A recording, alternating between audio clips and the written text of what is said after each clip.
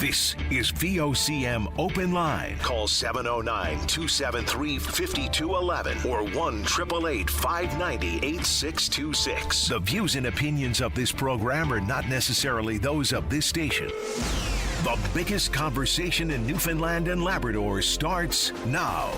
Here's VOCM Open Line host Paddy Daly. Well, all right, and good morning to you. Thank you very much for tuning into the program.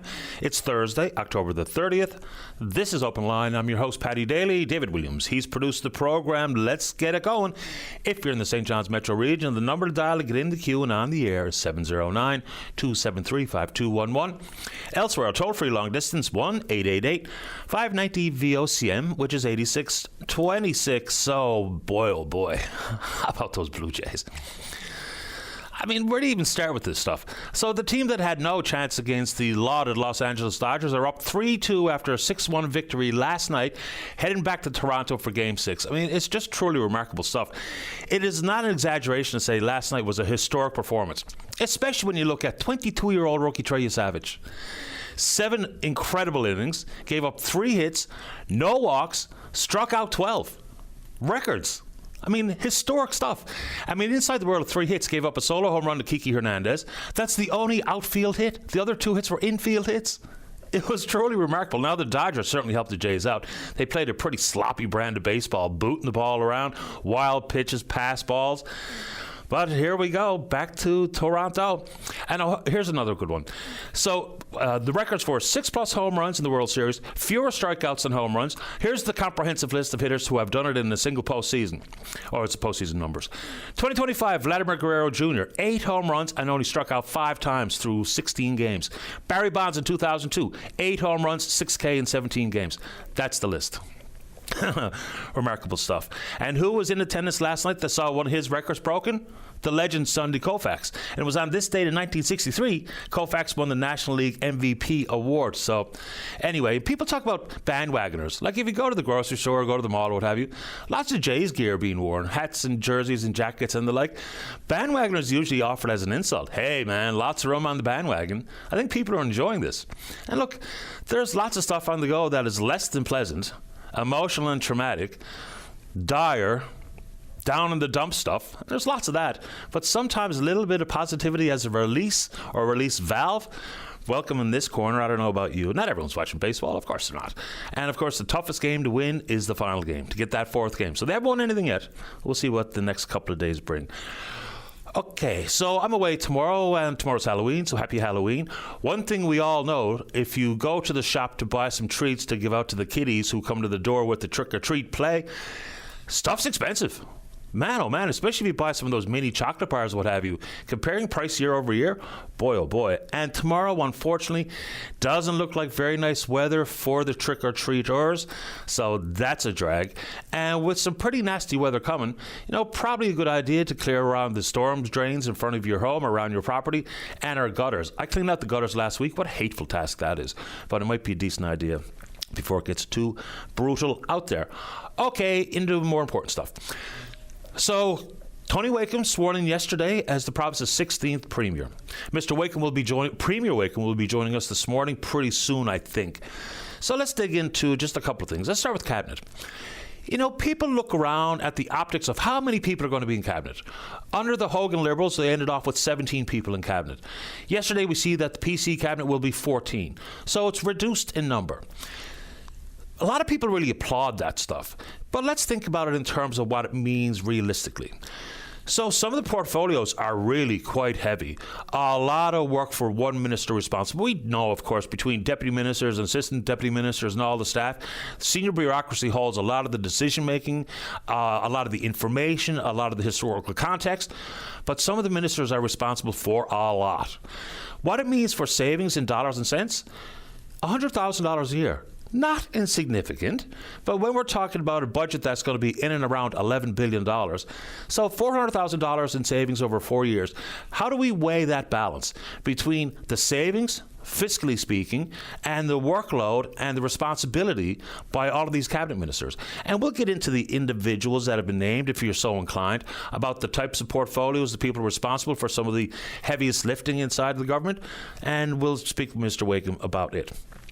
He's also mentioned, one of the key priorities, and there was lots of pledges and promises on the campaign trail, but one key priority, says Premier Wakeham, is to tackle spending. At the exact same time, pledges of in and around $280+ million in additional spending. We don't have a dollar amount associated with every pledge because we didn't have a comprehensive cost of platform from anybody outside the NDP, so we'll see what Mr. Wakeham has to say to it. Also, one of the key issues throughout the campaign, if you ask the Liberals, was the Upper Churchill MOU. And of course, Mr. Premier Wakeham, I've got to get used to saying that, Premier Wakeham has been very clear on his intentions to press the brake pedal or pump the brakes and get into this independent review and then consequently a referendum. We need some details. And I know Premier Wakeham knows those questions are coming from all media outlets and all media people or personalities or reporters or journalists, whatever. So we'll dig into that. And you tell me what you think is a priority and a question that you'd like to hear posed to the Premier. I'll do my best to reflect your needs and wants. So Monday, the members of the House of Assembly will be sworn in. There'll be a speaker elected, but we don't know when they're going to open up the House of Assembly. One of the things Premier Wakeham was critical of over the years, as many of you also were, was just how few days the House is open to conduct the people's business. Now, I think it's fair to say that not every day of sitting in the House of Assembly is necessarily very productive, but it's one of the critiques that was offered by Premier Wakeham in the past, so we'll dig into some of that. In regards to the Upper Churchill, he's also gone on to say that he will release an unredacted version of Mike Wilson's resignation letter. Of course, Mr. Wilson, as a refresher, was one of the 3 people appointed to be on the independent panel to offer additional oversight into the Upper Churchill. And of course, it's not just 3 people. They brought in folks like Power Advisory, JP Morgan Chase and co. So we'll dig into it. I'm looking forward to getting a look at this unredacted letter. It will be interesting to compare what is unredacted versus what was kept from the public domain when the Liberals released that very heavily redacted letter from Mr. Wilson. So we'll dig into that a little bit. And of course, once again, you bring me your topics of concern. Then he was asked about other reports that have been shielded from public scrutiny, notably the Rothschild report. I had never accepted the answer that came from government about why we weren't allowed to see a report that we paid for. Government doesn't have their own money. It's our money. So if I chipped in on $5 million worth-ish of Rothschild report, I'd like to see it.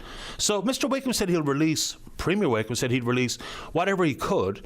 I don't think he said anything specific about Rothschild, but if there's commercial sensitivities that really do need to be protected, okay, but the rest of it, let's hear it. Let's have a look. We're told all these things like the PERT report, the Moya Green report, and the Rothschild report would paint a roadmap for the province's future. Well, let's all play a role actively as part of the future, part of the discourse, a part of the conversation. So looking forward to speaking with Mr. Wakeham. Man, Premier Wakeham here this morning sooner than later. All right, not welcome news in many corners is as of Monday, effectively Monday, mandatory masking in healthcare settings, including long-term care. I've got 3 dozen emails about that particular topic here. The hope is to try to squash or to hopefully control the spread of respiratory illnesses. People talk about the effectiveness of masks and the whole mandate and all the rest of it, but that's coming as of Monday. You'll be provided one upon arrival if you don't have one to bring yourself, but that's something that's getting a lot of attention in my email inbox, I can tell you that much. All right, strange story in the news this morning about speed cameras. Look, we know in certain provinces they've made it extremely difficult for municipalities in Alberta to use a speed camera. Doug Ford, the Premier of Ontario, talking about banning the technology altogether, calling it a cash grab. Well, it's only a cash grab if people refuse to slow down. Speed cameras, if you look at places that have been in use for a long time, other countries in other parts of the world, provinces that have utilized them, deaths associated with speed are down. So if we can slow people down and we can reduce the risk of collisions, if we can potentially save lives, then isn't that a good thing? I mean, in all of, what we call it a cash grab, it's only a cash grab if you speed. If you don't, no cash will come out of your pocket. No additional cash will come out of your pocket because of your behavior behind the wheel. But I'm apparently in the minority, but I think speed cameras are a good idea. Why? Because just drive around this neck of the woods. It's ridiculous out there. The speed and the aggressive driving, the distracted driving, is just out of control. If we can slow some people down with a speed camera, I know lots of people are opposed to it, Big Brother and all that kind of stuff. Hey, your opinion is welcome on the show, but I personally think if we can slow people down, maybe reduce the number of collisions, reduce the number of deaths associated with speed, then let's do exactly that. All right, a couple of quick ones before we get to Mr. Wakeham here this morning. This story, I will never understand what goes on sometimes in cemeteries. So we've had stories of people's personal items that were taken away from grave sites, whether it be plastic flowers or just some memento that you choose to put alongside a loved one's grave, and then they're gone. Some of that was about the ease with which people could maintain and mow the grass and do the whippersnippering and the weeding and the like. But what's going on at Mount Patricia, the cemetery out in Corner Brook? So apparently, with no notification to the families, tombstones were removed. What? Headstones gone. Why? Because there's a height restriction. So they've been removed, sent off out of province to have some centimeters shaved off. Really? So there's a maximum height of 91 centimeters for all of these monuments in that particular Catholic section of Mount Patricia's cemetery. Just a couple of questions. The group that operates the cemetery says it's not their responsibility to notify the families. Well, it should be. Who else would it be responsible for doing that? And what's the issue regarding a height restriction of a tombstone? Is there a reason that I'm unable to think of? Maybe you know, and please do feel free to chime in and let me know your thoughts here. But look, these are sacred grounds. Not only for those buried, but also for their loved ones who remain living and visit their graves for a variety of reasons. So please, let's just change the protocols. If you're going to alter the gravesite, if you're going to remove a tombstone, tell the families. Give them an idea what's happening, as opposed to someone show up to visit the gravesite and then the tombstone is gone. And again, what's the height restriction issue? I have no earthly idea why that would be a thing. But anyway, that's a story that I'm sure has got some emotions attached to it for those who have been impacted. All right, Bank of Canada yesterday shaved another 25 basis points off the benchmark interest rate, now down to 2.25%.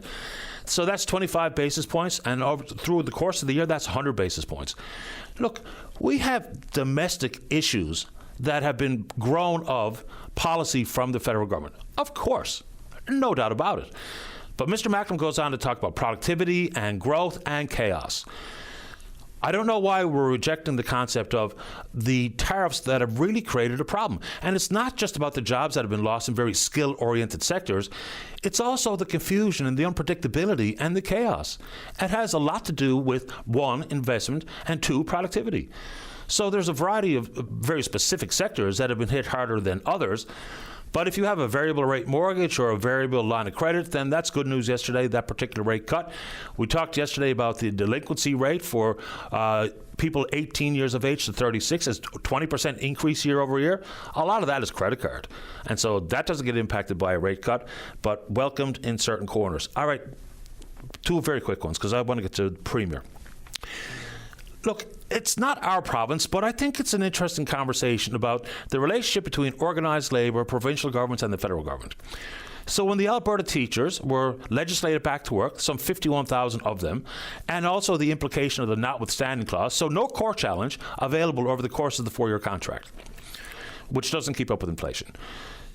It's not sitting well, not only with the teachers, but even organised labour unions, nationally and provincially. There's even talks about the possibility, they're not pulling this string all the way out at this moment, but even thoughts of a general strike, which was also threatened in Ontario when Premier Ford did the same thing. But when you look at the federal government in Section 107, and regardless of your stance on unions, there is some 30+% of the working population in this country working under collective bargaining. That's in excess of 5 million Canadians. Section 107, legislate back the port workers, the rail workers, Canada Post, flight attendants for Air Canada. That concept of unease amongst organised labour is very real, and it's only growing in frustration and size. So when you hear rumbles of general strike, boy, oh boy, I wonder if it's going to come to pass in Alberta, but I do think you hear a bit of it when you come to some of the national organised labour bodies. So just put that out there for your consideration. All right. I guess that's the last one. Imagine you send your kid off to school Tell your daughter that her father will be picking her up for a sleepover. And you never see her again. Well, at least you haven't seen her for 5 months. And that's the story of a young Egyptian child and the estranged mother and father. Okay, so the child has been taken out of country. There's an arrest warrant issued for the father, and I can't necessarily pronounce his name. He's an Egyptian national, El Gamal, I think is how you pronounce it.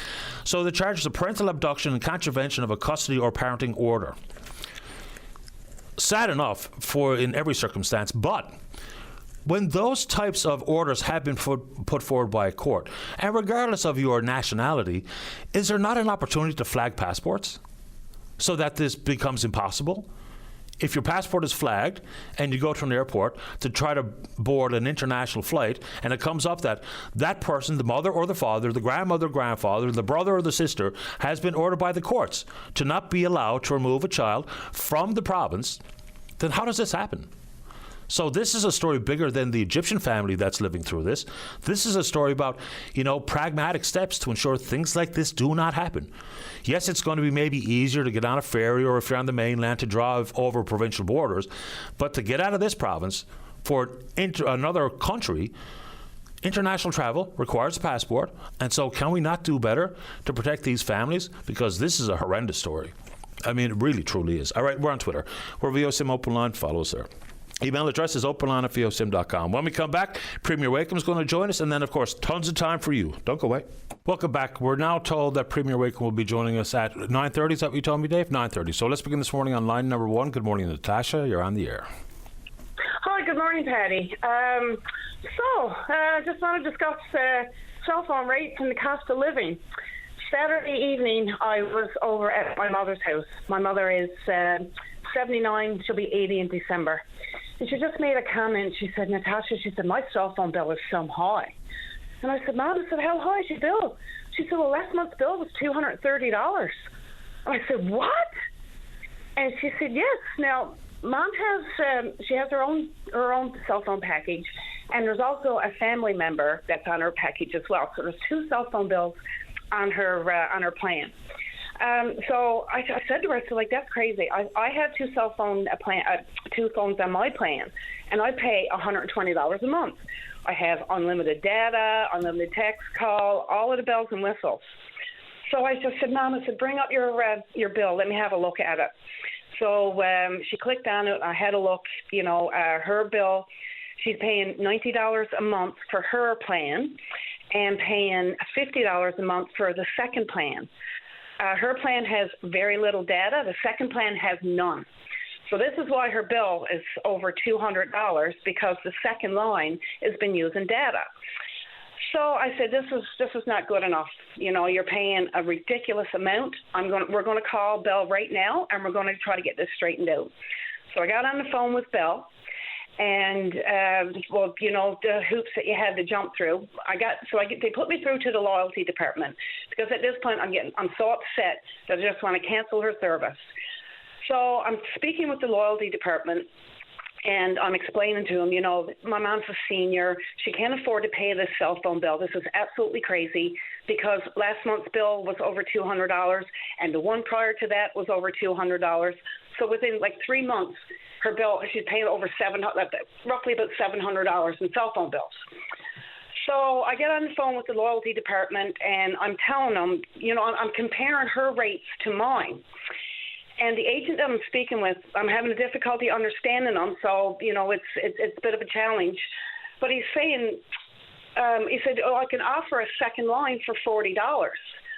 And I'm also, okay, well, that's awesome. What does that $40 include? Oh, it gives some data and free text and calling and all of that. I'm like, okay, so how do we do this? Would this apply to the second line, or how does this apply? He said, no, you leave your cell phone provider, go on with your mother. For $40 a month, I can offer you data, I can offer you free calling and internet and everything that's offered. And I said, it took me a little bit to understand what he was trying to offer. And I said, whoa, wait.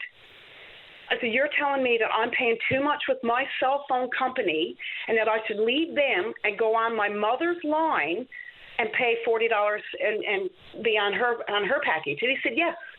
I said, so you're telling me I'm paying $62 a month for my line. You're telling me I'm paying too much.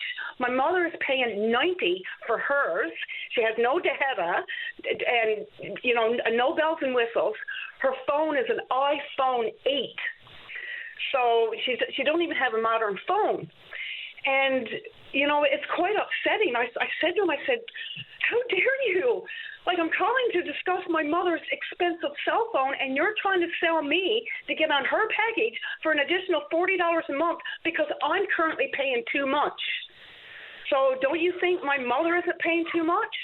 So then I started to plead with him. I said, what kind of a phone does she have on her package? And he said, it's an iPhone 8.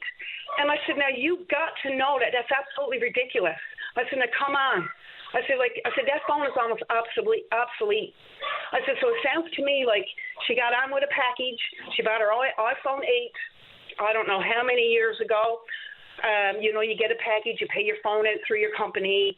And when your phone is paid off, your bill usually goes down. It seems to me that her phone was paid off and her bill never, ever went down.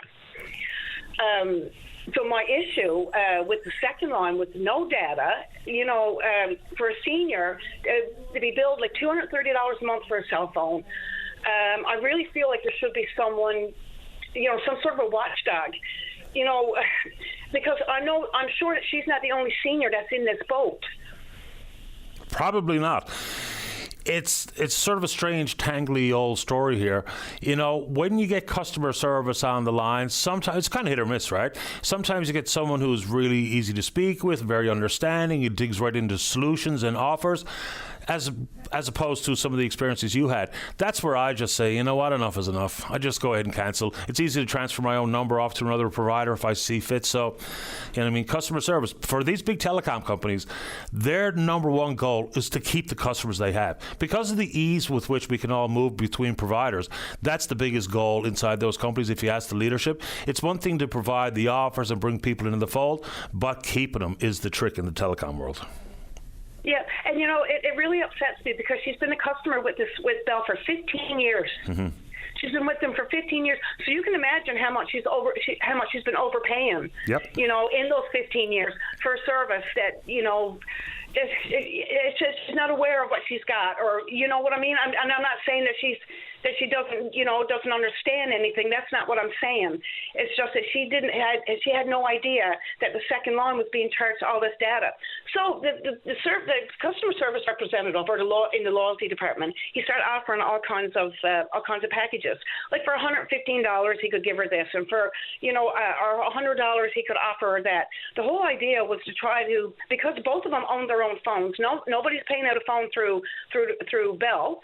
The whole idea was to just try to get their package dropped down to a reasonable price with some data. And at the end of the day, they couldn't offer anything. So we ended up just hanging up. And I said to her, Mom, we'll go with my provider, we'll cancel your service, and we'll just go with another provider. But it really upsets me because, like I said, she's been a customer for 15 years.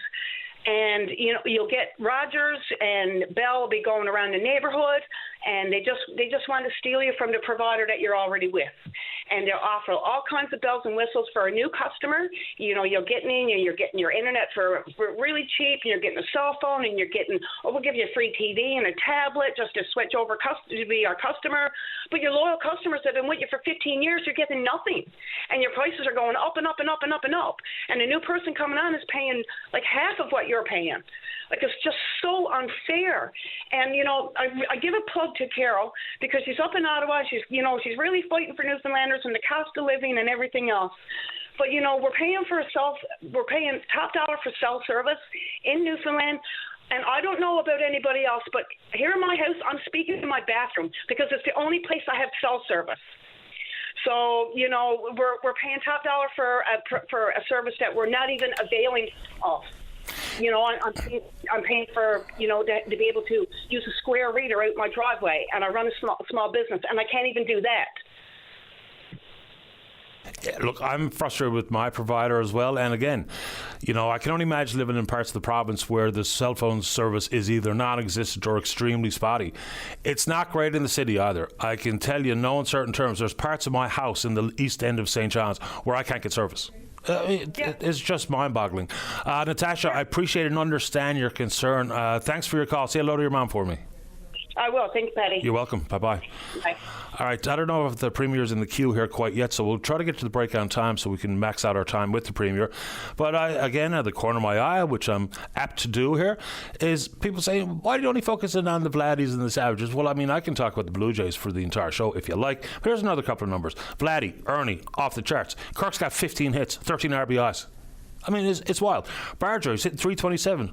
On base percentage, his OPS, 940. Jimenez, where's he coming from with these 11 RBIs? Right, Bassett, unhittable. Hoffman, fantastic. All right, so there you go. There's the shadows. So let's take a break. Don't go away. Welcome back to the program. Let's go to line number 2. Eugene, you're on the air. Good morning, Paddy. Morning. Good morning. Thank you to David and yourself and VOCM for giving me another opportunity to get on and voice my concern, not only for me, for the people of the province. Before I get into my conversation, I'm going to make it quick. Go Blue Jays, go. And watched that game last night, man, and there's only one game away from winning the championship. It's wonderful. It really is. I'm enjoying it immensely. Yes, Patty, man, that was a good game last night. But anyway, Patty, I called in, first of all, to congratulate our now new Premier, Tony Wakeham, and his 14-member cabinet, I do believe. And I'm not hiding anything. I supported the PC party 100%. Behind the scenes, probably more than they know. And the reason was because they have done things in the past when they were in before, when I was chair of different committees, that really helped out the people of the province and the area where I lived.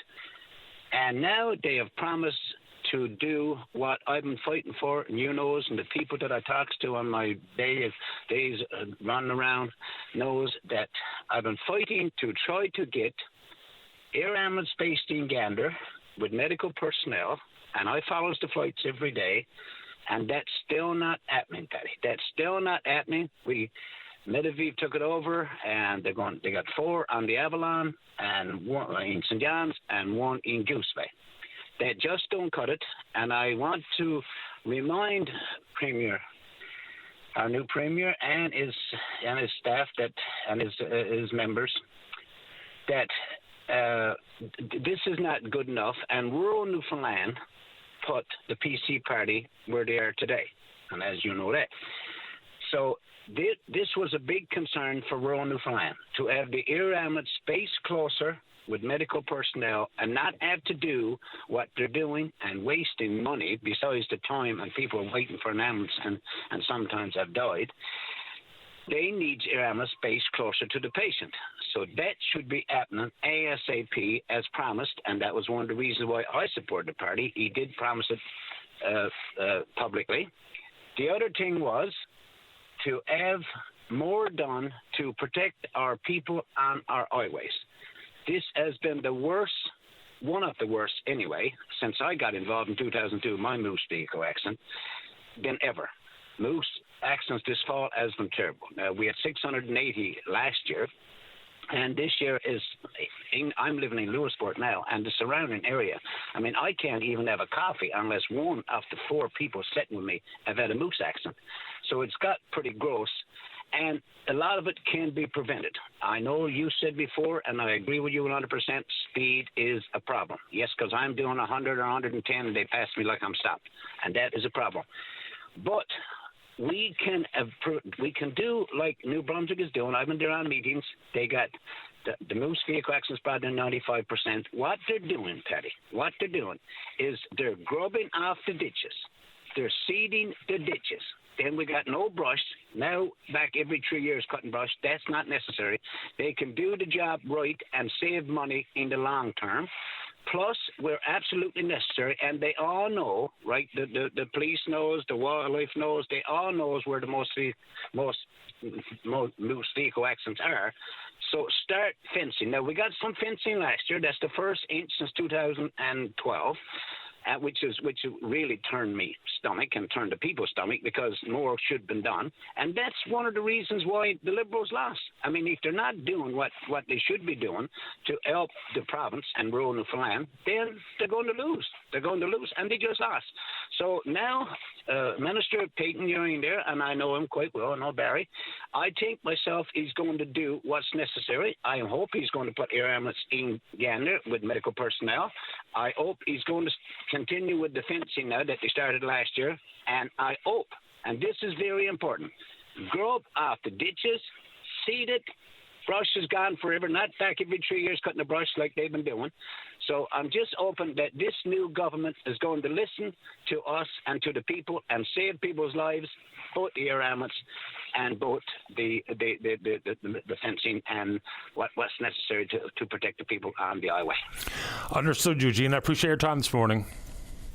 Okay, Paddy, sorry I took so long, but anyway, no I problem. had to get that point out there, and I hope that it'll save people's lives down the road. Thank you, Paddy. You're welcome. Take care.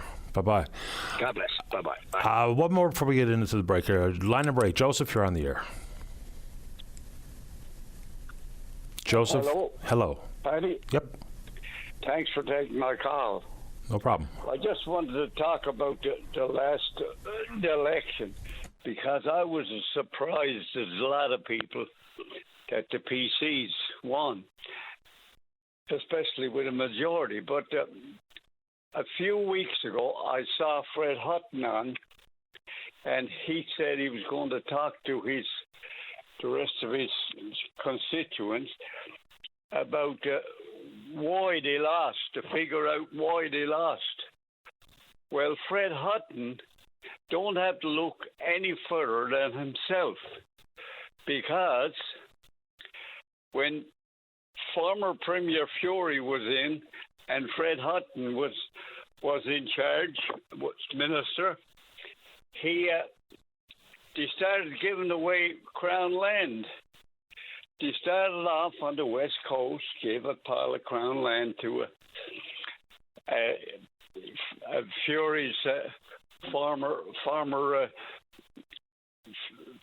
to the man that was Fury's dad's former partner, business partner. Anyway, they came down, gave away another pile of land on the Bjorn Peninsula.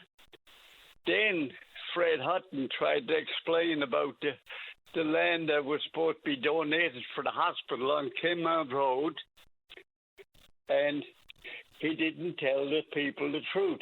He didn't know that people would figure out that this land wasn't donated. Anyway, very good.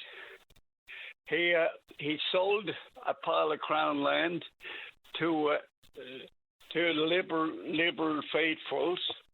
Anyway, he only charged them 132,000 or something for the 30-odd acres of Crown land. But anyway, he tried to tell people that the reason why he sold it to them so cheap was because there was no access to it. But Fred Hutton should know, as everybody else knows, there's no access to any Crown land, because I'm one of those people that got Crown land years ago, and I had to hire a contractor to put in culverts and build a road to it.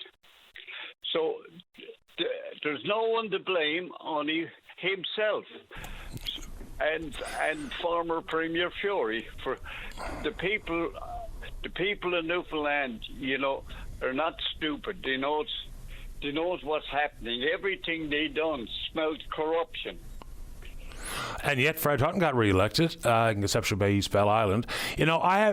you can, depends on who you are, where you are in the province. You can point to a variety of reasons why you think maybe the Tories were successful and the Liberals lost their government, their seat of government. So whether it be the Upper Churchill, whether it be some of the land issues and the announcements for the new hospital, whether it be the secretly voted on cabinet position severance pay, which was extremely lucrative and completely unnecessary. They should have never have done it. So maybe it's healthcare, maybe it's like, there's no one reason, I don't think, for every single voter to latch onto as to why the Liberals came up short this time, which is why their post-election post-mortem is going to be a pretty complicated set of affairs, because there's no one easy answer as to why they were unsuccessful this go around. Joseph, anything quick before I have to get to the break? No, you got it right, Paddy. There was a lot of reasons why they lost the election, and like you said, healthcare was one reason, and there was many problems. But anyway, I was surprised that the Liberals lost. But anyway, there was a lot of people in the same boat. So thank you very much for taking my call. I appreciate your time. Thank you, Joseph. Okay, bye-bye. And one other reason, which is not a policy reason, is at some point, people will vote for change. 10 years is a long time for one party to hold on to power. In some provinces, they can go decades, like Alberta and the Conservatives. I mean, there hasn't been much in the way of ripples beyond the NDP for 4 years. But in this province, it's kind of been a pretty natural churn. Anyway, enough of that commentary. Let's take a break. When we come back, Premier Tony Wakeham is in the queue. Then you, don't go away. Welcome back to the program. Let's go to line number 1 and say good morning to the 16th Premier of the province. That's Tony Wakeham. And good morning, Premier Wakeham. You're on the air. Good morning, Paddy. Right off the bat, congratulations. Oh, thank you so much. Let's get into it. And thankfully, you have some time for us here this morning. So you say that one of your first priorities is to get a handle on what you call the province's fragile financial situation. At the same time, making campaign promises in excess of $280 million in additional spending. Help us square that circle. So what I have talked about in those things are things about helping people in Newfoundland and Labrador balance their budgets, and also at the same time recognizing the fiscal situation that we find ourselves in. So what's important for me to do here is not simply to go in and because I don't believe you cut your way to prosperity. I believe the real opportunity here for us, this thing is not going to turn around in a day or a week or a year. It's going to take a vision and a long-term plan, a strategy that we haven't had in the last 10 years. And one of the things I've talked about in those announcements is talking about the fact that those opportunities, I believe, are right there within the existing billions of dollars that we're spending now. So it's not about increasing the expenditure. It's about finding the opportunities within the existing expenditure to do that. And that's what I intend to do. It always will be about trying to find or identify inefficiencies and wasteful spending. And I'm not suggesting we cut our way to prosperity, but, there's a difference between that and pledging a couple of $100 million plus in additional spending without identifying the efficiencies in the first place, isn't it? Well, I believe right now those efficiencies can be found, and let's just point to the example of the travel nurses and the significant millions of dollars that have been paid out for that. One of the first things I'm going to do is sit down with the nurses union and talk about how we will come together with a plan to reduce that expenditure. The nurses union have come up with options that they consider would help us not only staff our facilities on a short-term, long-term basis, but also, at the end of the day, reduce the cost significantly. And that's what's so important to me when we talk about how we achieve things and how we deal with things. I have said right from the get-go that if you want to fix things, fix departments, whether it's health, whether it's education, go talk to the people that work in it. They have lots of opportunities identified where they think we can do things better, we can do things more efficiently, and those are the people on the ground that we ought to be listening to. So it's going to be very important for me to make sure I sit down and meet with the unions and meet with the people involved in the systems and talk about those things, because we all have the same interest in mind here. We want better access to health care, but we also want to make sure that our province can sustain itself long term. So those are the keys for me, and that's where we're going to start. Like, Vic Coffey's been on the show countless times talking about violence, mandatory overtime, inability to get leave, and working shoulder to shoulder with the travel agency nurse. You've talked about adding 50 seats to the Munns School of Nursing and offering permanent full-time jobs to all the graduates. But still, with nurses leaving, that natural churn, and I'm not asking you for a date as to when we will reduce our reliance on travel nurses by 50% or 75%, but can you offer a hopeful timeline where we'll see pragmatic reduction? And I ask that because, just like when you're in opposition, you want the ability to hold government to account without, runways that are a million miles long, some tangible dates and quarters where you think you're going to get where you need to be. So can you offer us a timeline on travel nurses? Absolutely. I mean, I think for me now, as I said, I took over yesterday as being sworn in. One of my first priorities, as I just stated, was to sit down with the nurses union, to sit down with the healthcare corporation and talk about what they have done and what they're currently doing. But I also want to make sure that there has been solutions offered up in the past by the nurses union. They have a plan that they think could work to help reduce that. So I'm very anxious to get to meet with them and talk about how we can implement that as quick as we can. Absolutely. You're talking about dealing with people on the front lines, whether it be education, healthcare, or otherwise. Would you also make it allowable for no repercussions or reprisals for people working on the front lines to feel free and safe to talk about what they see, as opposed to waiting for an administrator or Dr. Parfrey or the Minister of Education or the NLTA? So can you assure public sector workers that if we want to get it right and hear from them, that they feel free to say it and are protected from any further repercussions? Oh, absolutely. I mean, I've spent most of my career working in healthcare, as you know. And for me, the most important thing you can do is to listen to people. Nobody has a patent on good ideas, as we have said in the past. And that's what's so important here. There are so many challenges in our healthcare system right now that we have to sit down and talk about how do we fix it. And those solutions, as I have just said, cannot simply be coming from Confederation building or from a top-down approach. You really have to go and talk to the people on the ground. Now, that's not to say that every solution or every recommendation will be implemented. But if you don't have those discussions, if you're not free and open to talk about it, then that's where the challenges come up. And we've heard that so many times as I've traveled across the province, as I've met with healthcare workers, frontline workers in particular. And that's where I think we have to start. We have to make sure that we're listening and not simply dictating policy, that we're actually listening to people who have that ability to tell us. And it's not a cookie-cutter approach, as you know. Every part of our province can have different ways of implementing, but we will all have the same standards and goals.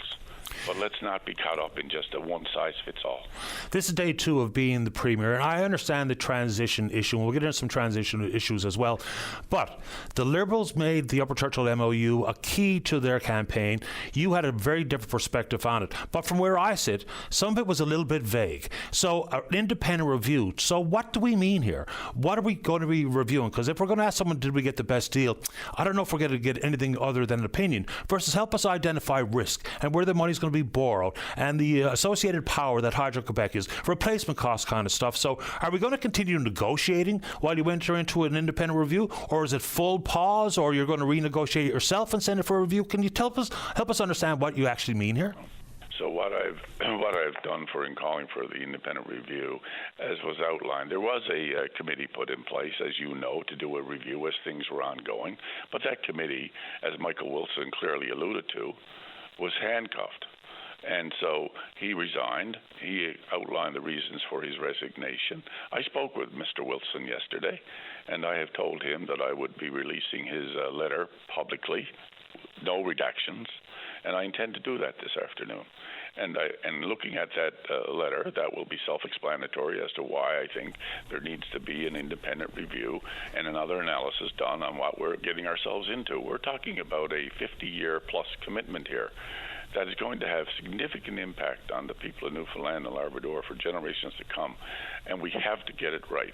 So this is what this will be part of that. We will have this independent review done. I hope to start that process within the next couple of weeks and have it completed fairly quickly. So when you're running a campaign, you never know if you're going to win or not, but when time is of the essence, with just about every portfolio inside government, are you saying that the party hasn't already started to do some of the legwork to identify an organisation free of conflict of of interest as best possible to conduct this review? What I have said is we're turning around and I'll be looking at finding independent people outside of the political process to do this review, to define the terms of reference, and then quickly move on and get it started.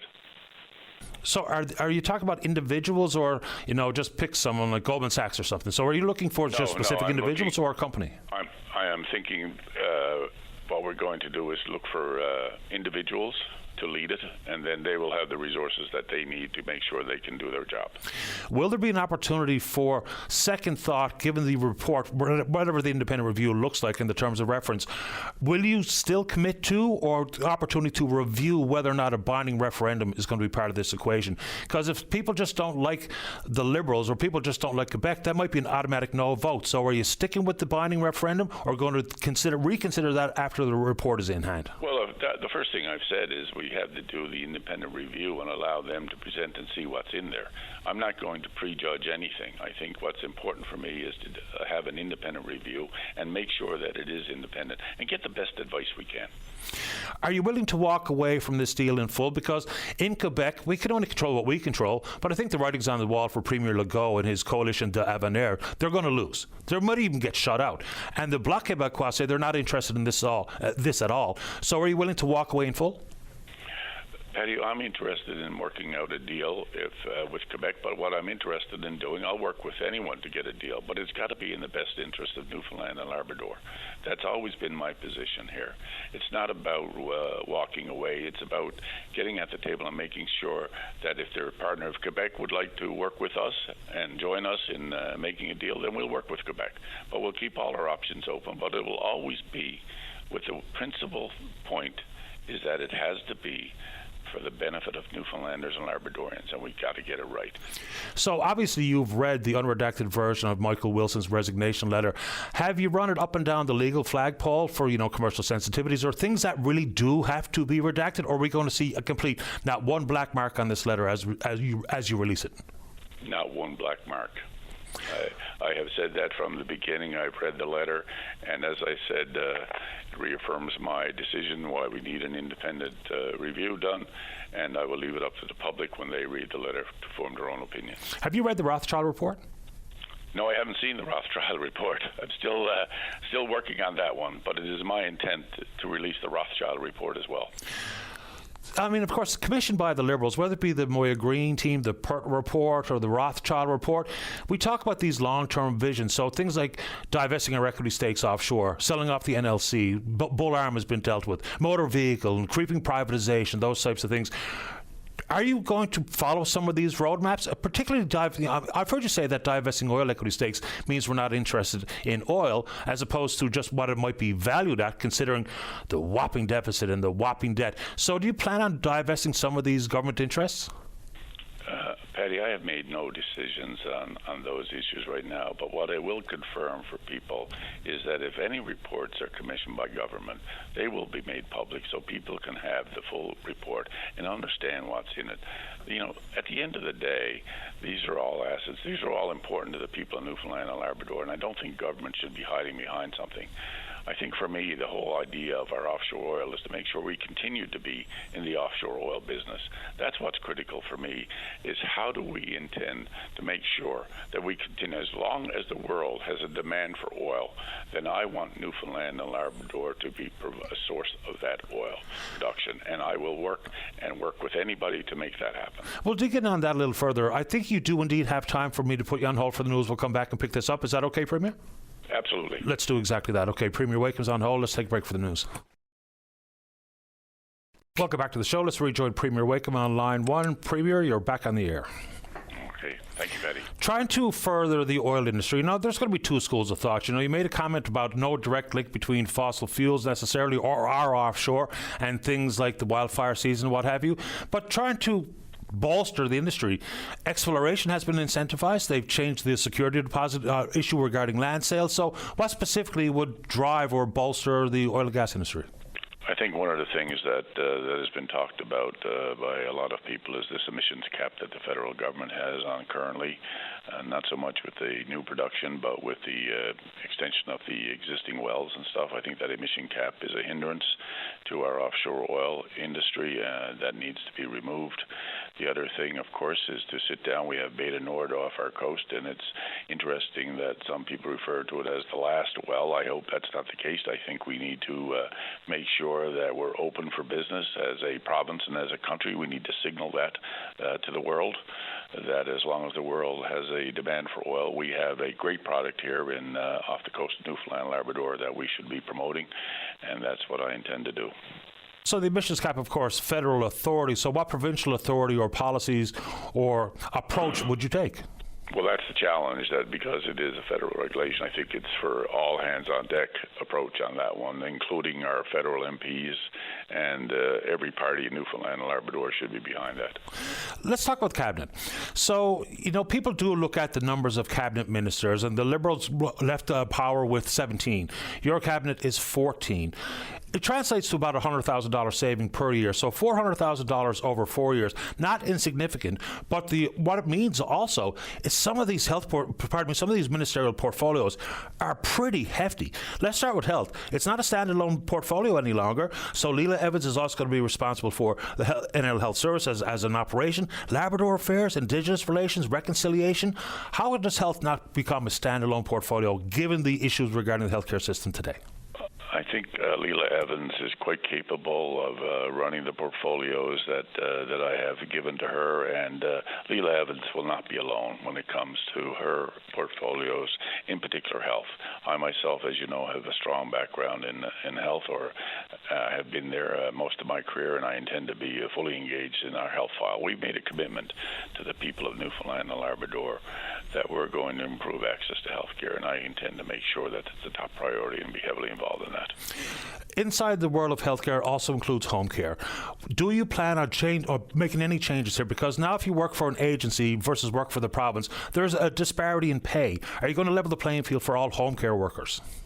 Absolutely, Patty. I think that one of the things we have to do in home care is to change it so that home care becomes part of health care. And I say that for a reason that, we talk a lot about, wanting to keep seniors living in their homes longer. It's great. It sounds great. It's a great speaking point. But our actions of how we do that speak volumes to it. And one of the things there is to make sure that when we talk about home care, it's not simply a job, it's a career.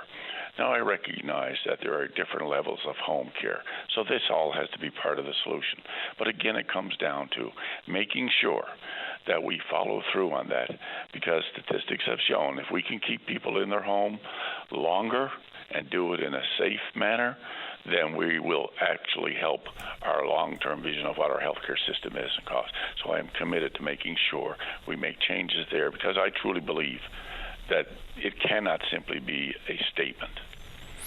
So do you have any specifics about, promoting living at home longer in life? Because at the same time, we continue to build institutional facilities like long-term care facilities. So what specifically can we do to keep people in their home? Well, I think that the first thing we need to do, it's great when we talk about, when you hear about the stories about, okay, I've been approved for hours, or I'm not approved for hours. So there's challenges with how decisions are made about what type of home care you get, how many hours of support you get. We really have to review that and how that's done. The second part of then, of course, then is, well, I've been approved for home care, but I can't get a worker. I can't find a worker. So that becomes part of the problem, is access. Where are the workers? How do we attract workers? What does it look like? What type of workers? As I said, not all home care is created equal. And then there's the whole piece around the family being able to provide care. I remember an incident, and if you got time, I'll tell you a quick story. It was a lady in the case of, she was a home care worker, and her husband was working, and so it was fine. But then her husband got ill and was no longer able to work, and he himself needed home care. And she was only allowed to provide that home care.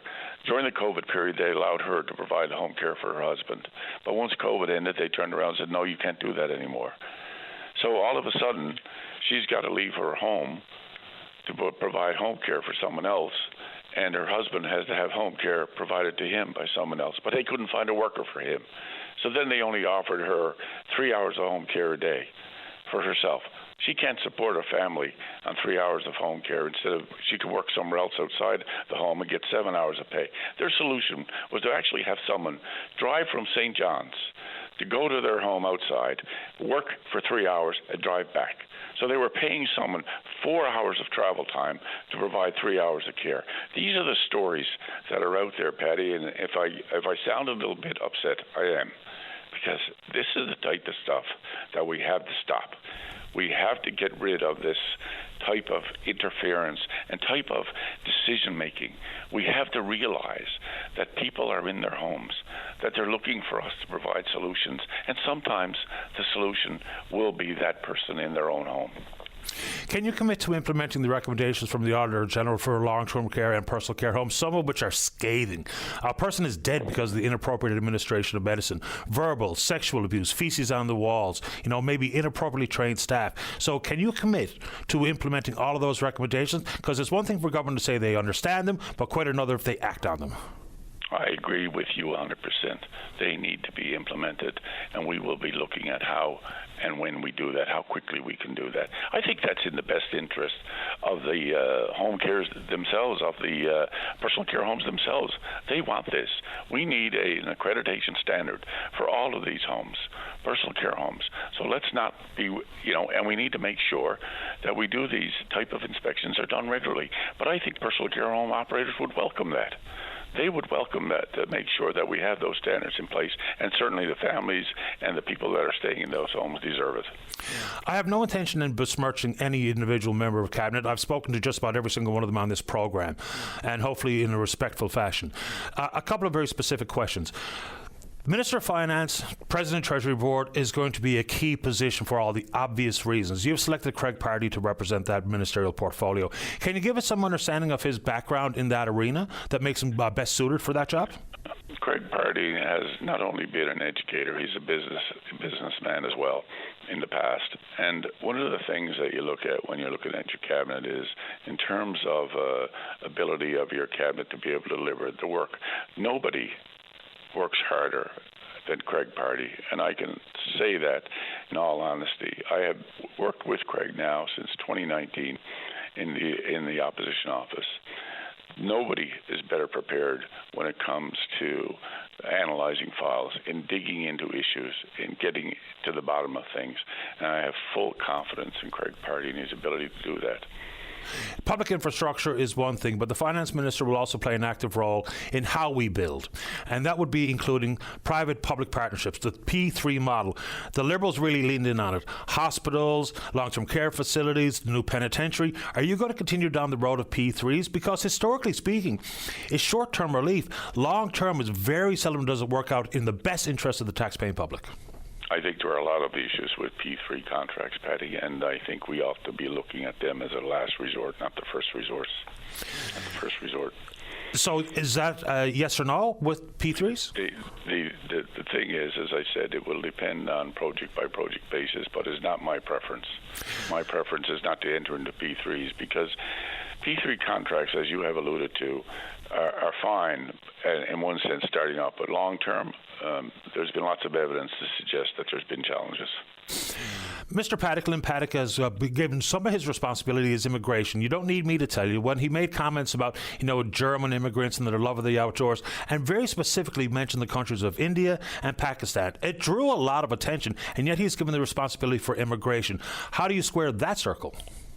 Again, I think Mr. Paddock explained his answer to the inappropriate use of the words. That issue was dealt with long ago. That doesn't reflect who Mr. Paddock is. This gentleman served in our Canadian Armed Forces for 25 years, distinguished career, a very well-educated, very smart individual, and someone who truly looks at the full picture.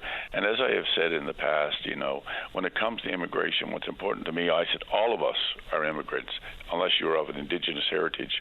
We all came and can trace our history as immigrants to this province of ours, and we need to encourage immigration because that's exactly what we need to happen. But as we do that, we have to make sure that we bring people here that they too can be successful, that they can have a career here in Newfoundland and Labrador and not simply be a place to stop over, We have to make sure of that. But that takes a lot of hard work, and it has to be done in the right way. And that's, I think, what's important to me, is let's make sure we recruit for success, we plan for success, and when we bring people, when people come to our province, we want them to come, and that's what I have said in the opening, my remarks. I want Newfoundland and Labrador not simply to be a province where people come from, but actually come to. Are the current immigration levels appropriate? Because, I mean, you could be a refugee, asylum seeker, pathway to permanent residency, international student, a skilled tradesperson, healthcare professional, but the levels are the levels, and people need homes and access to primary care and all the rest of it. So are the current levels and numbers appropriate in your opinion? Well, that's the challenge, is making sure we find that balance. Because as I just said, it's about making sure that people who come to Newfoundland and Labrador can have a successful career here, can find a home here, can build a home here, and continue to live here, just like our ancestors did for years and years. A couple of quick ones before I let you go, Premier. So some of the critiques coming from the other parties, which are fairly predictable, but no standalone ministers of women and gender equality or seniors. With the focus on seniors and, you know, pledge for a disability advocate and those types of things, but no standalone ministerial portfolios on those three fronts. Why not? Well, I don't look at it, it's not about what you consider in a name or in a separate minister. It's about the actions you take.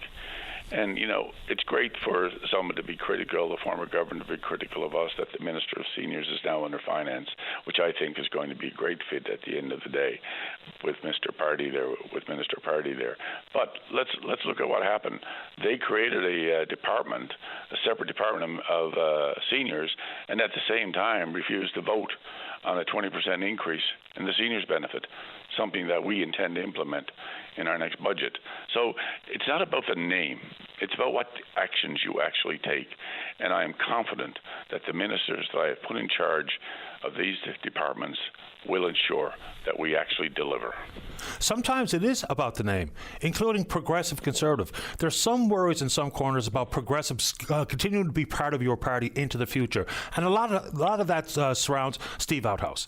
I mean, a political operative, and that's not an insult, but his political track record of not being inclusive and kind of faith-based policy and some potential jeopardies for, say, for instance, members of vulnerable communities. So Mr. Outhouse is being questioned, and whether or not the PCs remain the PCs versus just the Conservative Party. What do you say to folks who have expressed that concern? Because I know you're getting it. Let me start off on Mr. Outhouse. Mr. Outhouse is one of the best political strategists in the country. I have been involved. He's been involved in my leadership campaign, and we've used him from time to time. But that's what Mr. Outhouse does for us. It's all about the data collection and the input and identifying voters and identifying that and the administration of that. Mr. Outhouse is not involved in the policy decision piece of government. So that's one thing. The second thing is, if you look at our Blue Book and talk about inclusivity, and when you talk about what we stand for, if you look at our Constitution of the Progressive Conservative Party of Newfoundland and Labrador and read that, I encourage people to read that. I encourage people to read through our Blue Book, because when I talk about being a party and being a government for all of us, I truly mean that. Last one. Trades NL gave you a pretty important leg up here with the endorsement. They're 14,000 members strong, and of course all their families and their friends and their communities. They've got a percentage on Topside's work for Beta Nord and dealing with Equinor. They're talking like 70, 75%. Given their endorsement, given your want to see Beta Nord go ahead, if they don't do that level of work here, do you walk away? Well, I don't think I'm not interested in walking away. I'm interested in working with Equinor. They have taken their position. I have taken mine. And so I'm looking forward in the next few weeks to sitting down with Equinor as quickly as I can, and we'll talk about what it's going to take to have the work done here in Newfoundland and Labrador and why they made the decision they did. Because I believe we have the workers, we have the facilities, and that's what's important to me. It's not just about the royalties. It's about making sure that at the end of the day, that what work can be done in Newfoundland and Labrador with our skilled workforce should be done in Newfoundland and Labrador. And this last comment from me has nothing to do with party. The province is at a very pivotal time in history. So party be damned. We need good stewardship. I wish you and the PC government the very best of successes into the future, because we're all depending on you. And I appreciate your time this morning. Patty, I just want to say I've always enjoyed my conversations with you, and I hope to be able to continue them into the future, because I think this is what we need.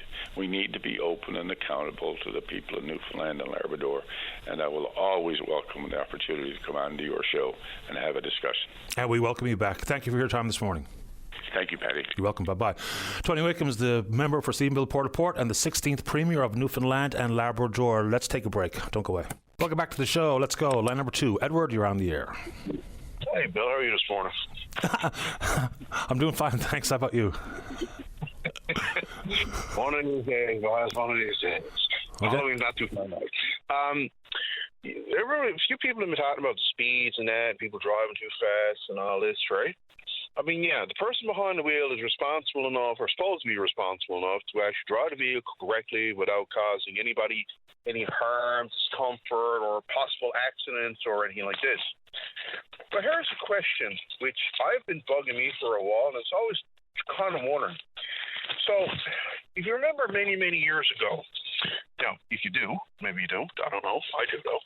A long time ago, the cars themselves that were manufactured, the speed limit on most of them at that particular time were on the dash was like 140 kilometers an hour. Now, you're talking about big old V8 engines, right? Now, of course, back then, yeah, then you could bury the needle and keep on going. But you weren't given the incentive every time you looked at your dash of going over the speed limit by any particular mean, of going really, really, really, really fast, like the vehicles nowadays. Like, the vehicle manufacturers nowadays are making vehicles, and I mean, on my dash in my car, this is 240 kilometers on it. I don't intend to go 240 kilometers at all. I mean, there's no road here in North America that's registered for over 100 or over 120 kilometers an hour, right? Even though we had a maniac cock going 207 up by Pasadena last week. Right. I mean, a lot of these newer vehicles, I mean, they got the horsepower.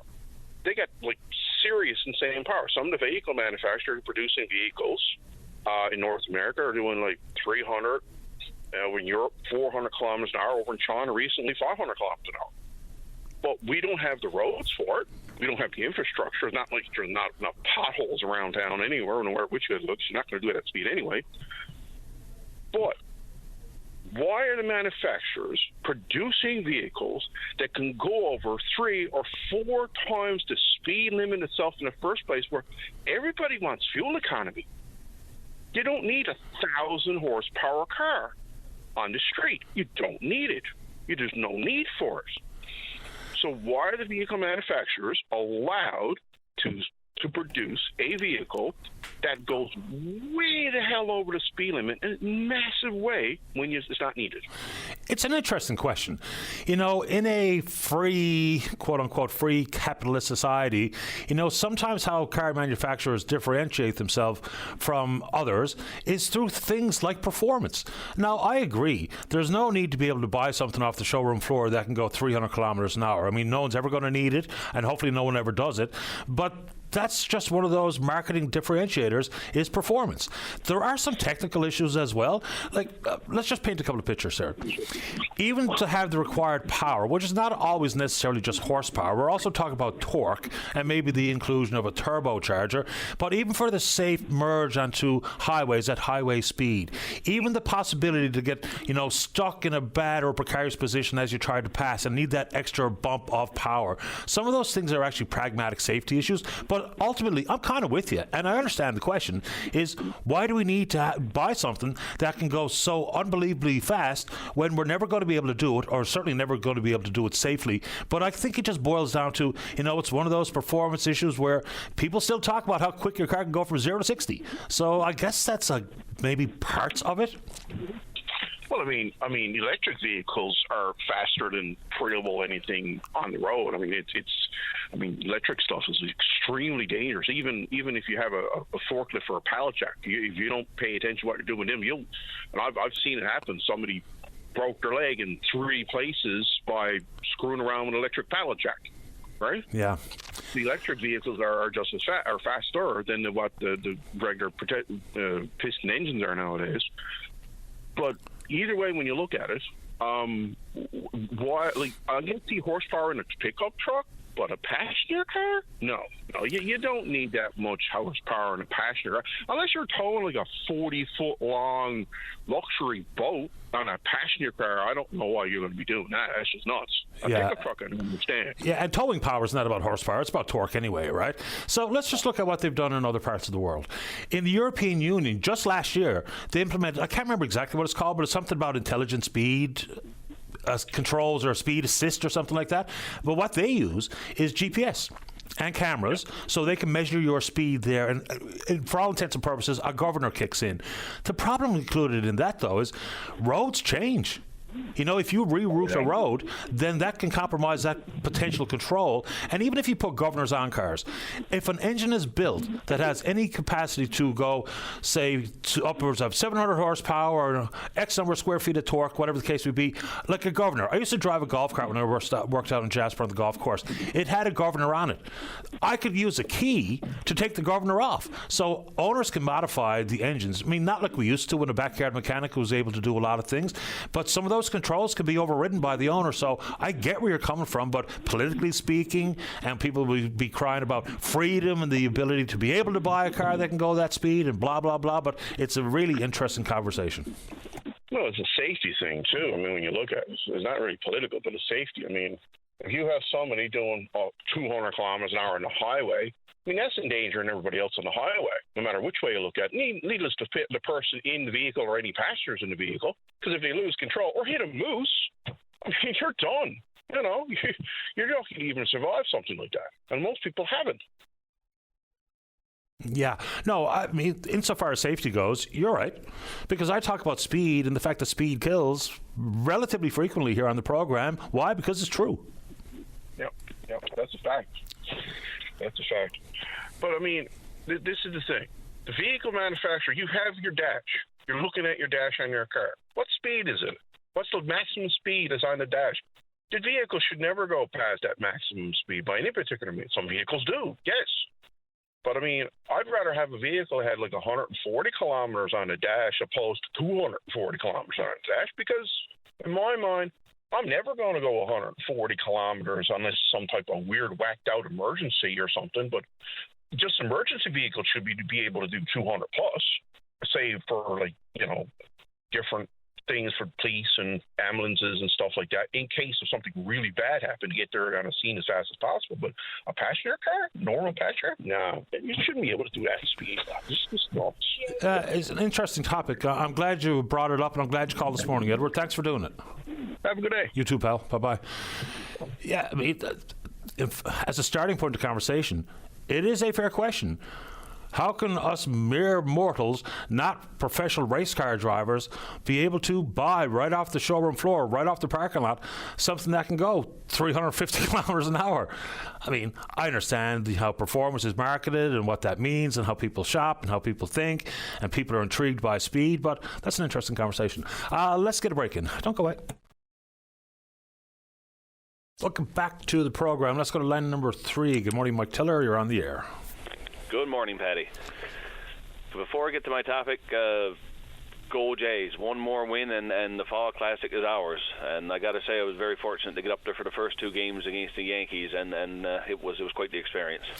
No doubt. I mean, you can feel the excitement in the Rogers Centre right through the TV screen. And look, I know not everyone follows or likes or cares about baseball, but for those of us who do, it's exciting times. And the hardest game to win is the last one, so let's get it going. For sure, and I guess as a segue into my topic about sports, I heard a lady on here yesterday, and of course being, you hear things, and our town was affected too. We had a senior volleyball team who was supposed to be playing in Volley Central this weekend, a boys team and a girls team that got cancelled, and from what everybody is saying, of course nobody's going to come out publicly and say it, but it seems like anybody that lives inside the Avalon don't feel like travelling for a volleyball tournament, and the impact that it has on the businesses in the area and the accommodations and the mom and pop shops that would have gotten some extra people, extra buzz around their buildings are losing out this weekend. And, on a story that I haven't heard brought up, but apparently with AAA hockey, again, the Central AAA hockey took a blow this year because it don't seem like the teams from the Avalon wanted to be a part of it. So it seems like it's a rural-urban divide that shouldn't be when it comes to kids' sports. And this is something new because I have never experienced that or lived it, and we had a lot of minor sports going on in our household. I can't remember one instance when any of the teams our kids were on or any of the other teams and sports in and around here all of a sudden had a don't want to travel sentiment. I mean, for most parents, look, life is busy and it can get costly, but there's nothing quite like a minor sports trip on the road for the weekend. So this is something brand new to me. I don't know where it comes from. If it's about money, okay. Because I understand that. The cost of living pressures have intensified over the last number of years, but this is all new to me. Yeah, and again, Paddy, I don't know if it's the effect of actually traveling for the tournament itself, or is the fact that your accommodations may be a half hour or so away from where the sports venue is because of some of the areas. And for me personally, I've went to Fortune for an Easter tournament and had to stay in Marystown. I've been to Cornerbrook for provincials with my kids and had to stay out in Steadybrook. So, it's not always that, even being in St. John's, I know in Volleyfest, you could have a game in Torbay and then have to beat out the Manuals for another game. So traveling is a part of it. And, I understand there's a cost of living involved, but if that's the way it's going to be, why should everybody spend the money to travel in the Avalon for Volley Fest when they should just divide it up and have Avalon have a Volley Fest and Central have a Volley Fest and West have a Volley Fest, and then everybody is there's no cost to travel. Yeah. I get that, but it'd be a real shame if that's where we land, because there's nothing quite like if you're playing, just pick a sport, volleyball, and you've got a game against PwC and you're playing Booth and you're playing Gonzaga or you're playing Rice, and that's all you ever play all year. Whereas when you get an opportunity to play a bit of hockey and all of a sudden it's not playing the Gonzaga Vikings, you're playing the Cornerbrook Royals, the Gander Flyers. I mean, those were the games that we look forward to more than anything. In addition to that thrill of competition, that's how we all get better. I mean, for young athletes to try to improve their skills, especially when we talk about the elite athlete, getting to play those different teams is a huge part of it. You can't train your way into being a good hockey player. You got to play your way into being a good hockey player, or any young athlete. I couldn't agree with you more, Paddy. You're absolutely right, and that's why I think it is a shame, because for those kids to be able to leave here and go to Volleyfest, I know 20 years ago I coached a high school basketball team, and we were so fortunate to be able to play a game in Elevation Madness in the old Munn Fieldhouse, and that was an experience that myself as a coach and the kids will never forget. So I totally agree. I get where you're coming from, and I think it's the way it should be. But when you have it seems like, okay, we'll go to Volley Fest, but when it comes time for you guys to come out here now and play a bit of ball or play a bit of AAA hockey or whatever, not quite willing. And again, that's only what you hear. It's the rumblings that the parents are hearing, and I think it's a shame for the kids, because that's who is suffering in the long run.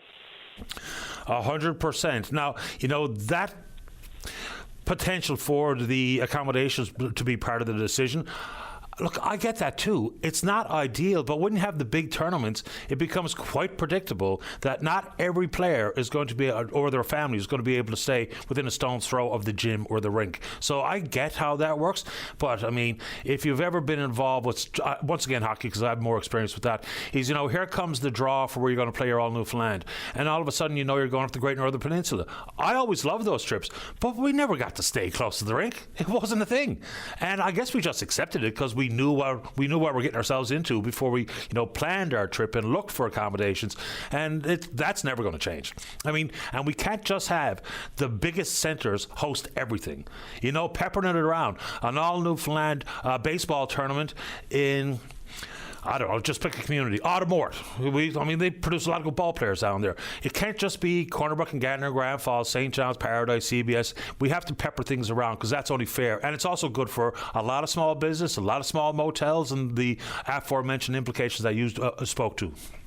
Oh, most definitely, Paddy. And I think it's a stark contrast, or it's pretty ironic that you have a provincial government who's willing to spend hundreds of millions on ferries so that those little areas in our province are more accessible and there's more available to them. And I mean, I'll leave everybody's opinion on that to themselves. But as a society, if you're not willing to get aboard your car and travel because you're not close to the rink or there's not a Tim Hortons in the community, well, we really got to reassess how we want our kids. And I mean, if it's generational, and this generation is of the mindset that we're not going to travel for tournaments, then I fear what's going to happen for these kind of events in the future. I mean, I think it has to stop. I know I was talking to parents yesterday. I mean, I'm in retail. I know that even a small 4-team volleyball tournament brings extra money into the store.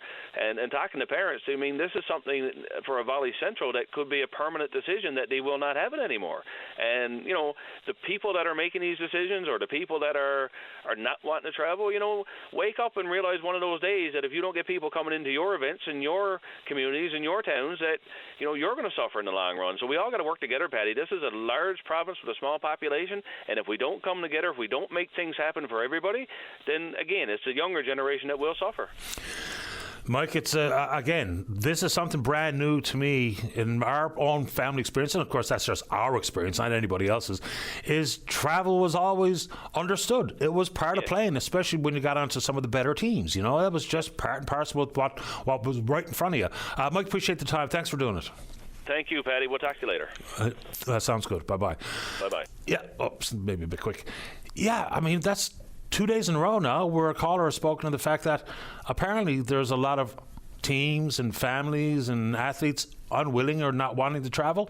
Look, it can be pretty time consuming, obviously. And I thought when our boys were done that, you know, we'd feel that relief, that break in the pocketbook and time, that, you know, you weren't at home.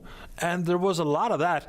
Get off work on Friday, right in the car, heading who knows where, and not home till after supper on Sunday. It became very normal, and I personally, I enjoyed it. But I understand why not everybody does. You know, and maybe just some of the very basics here. Look, I know the world has changed in personal liability and safety for our kids and stuff, but, you know, it's gone from, okay, we're going to hire a bus, and everybody who wants to go on the trip hops on. And not every kid always had a parent going with them either.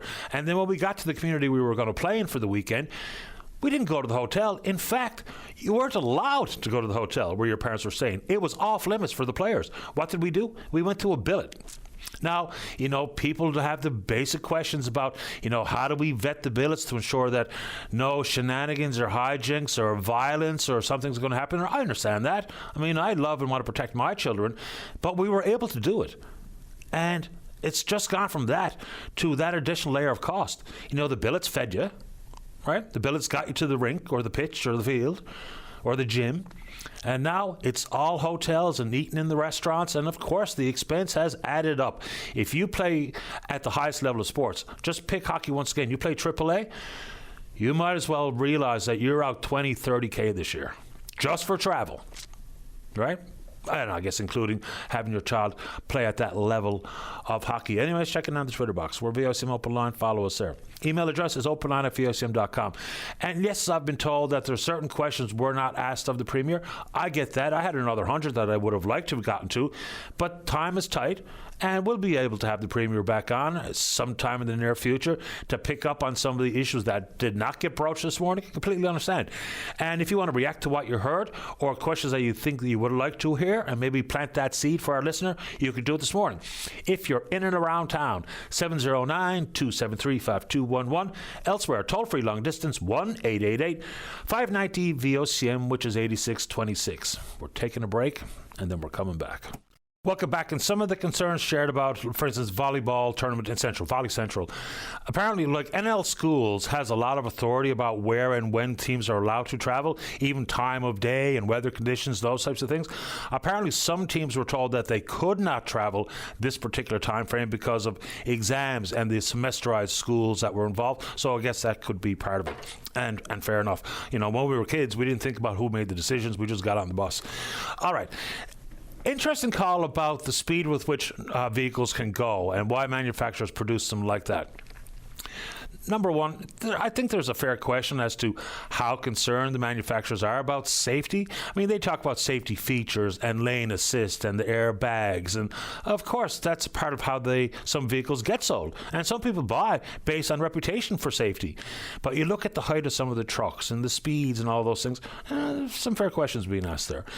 Also, excellent point made by someone in my direct messages on Twitter is, you know, blaming the manufacturers is very much like blaming Tim Hortons for the coffee cup you find on the ground.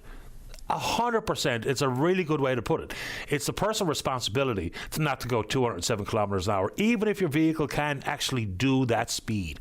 So, and kind of dovetails into some of the thoughts about speed cameras off the top. Every single time I bring them up, I get a bunch of notes saying, look, why am I preaching Big Brother?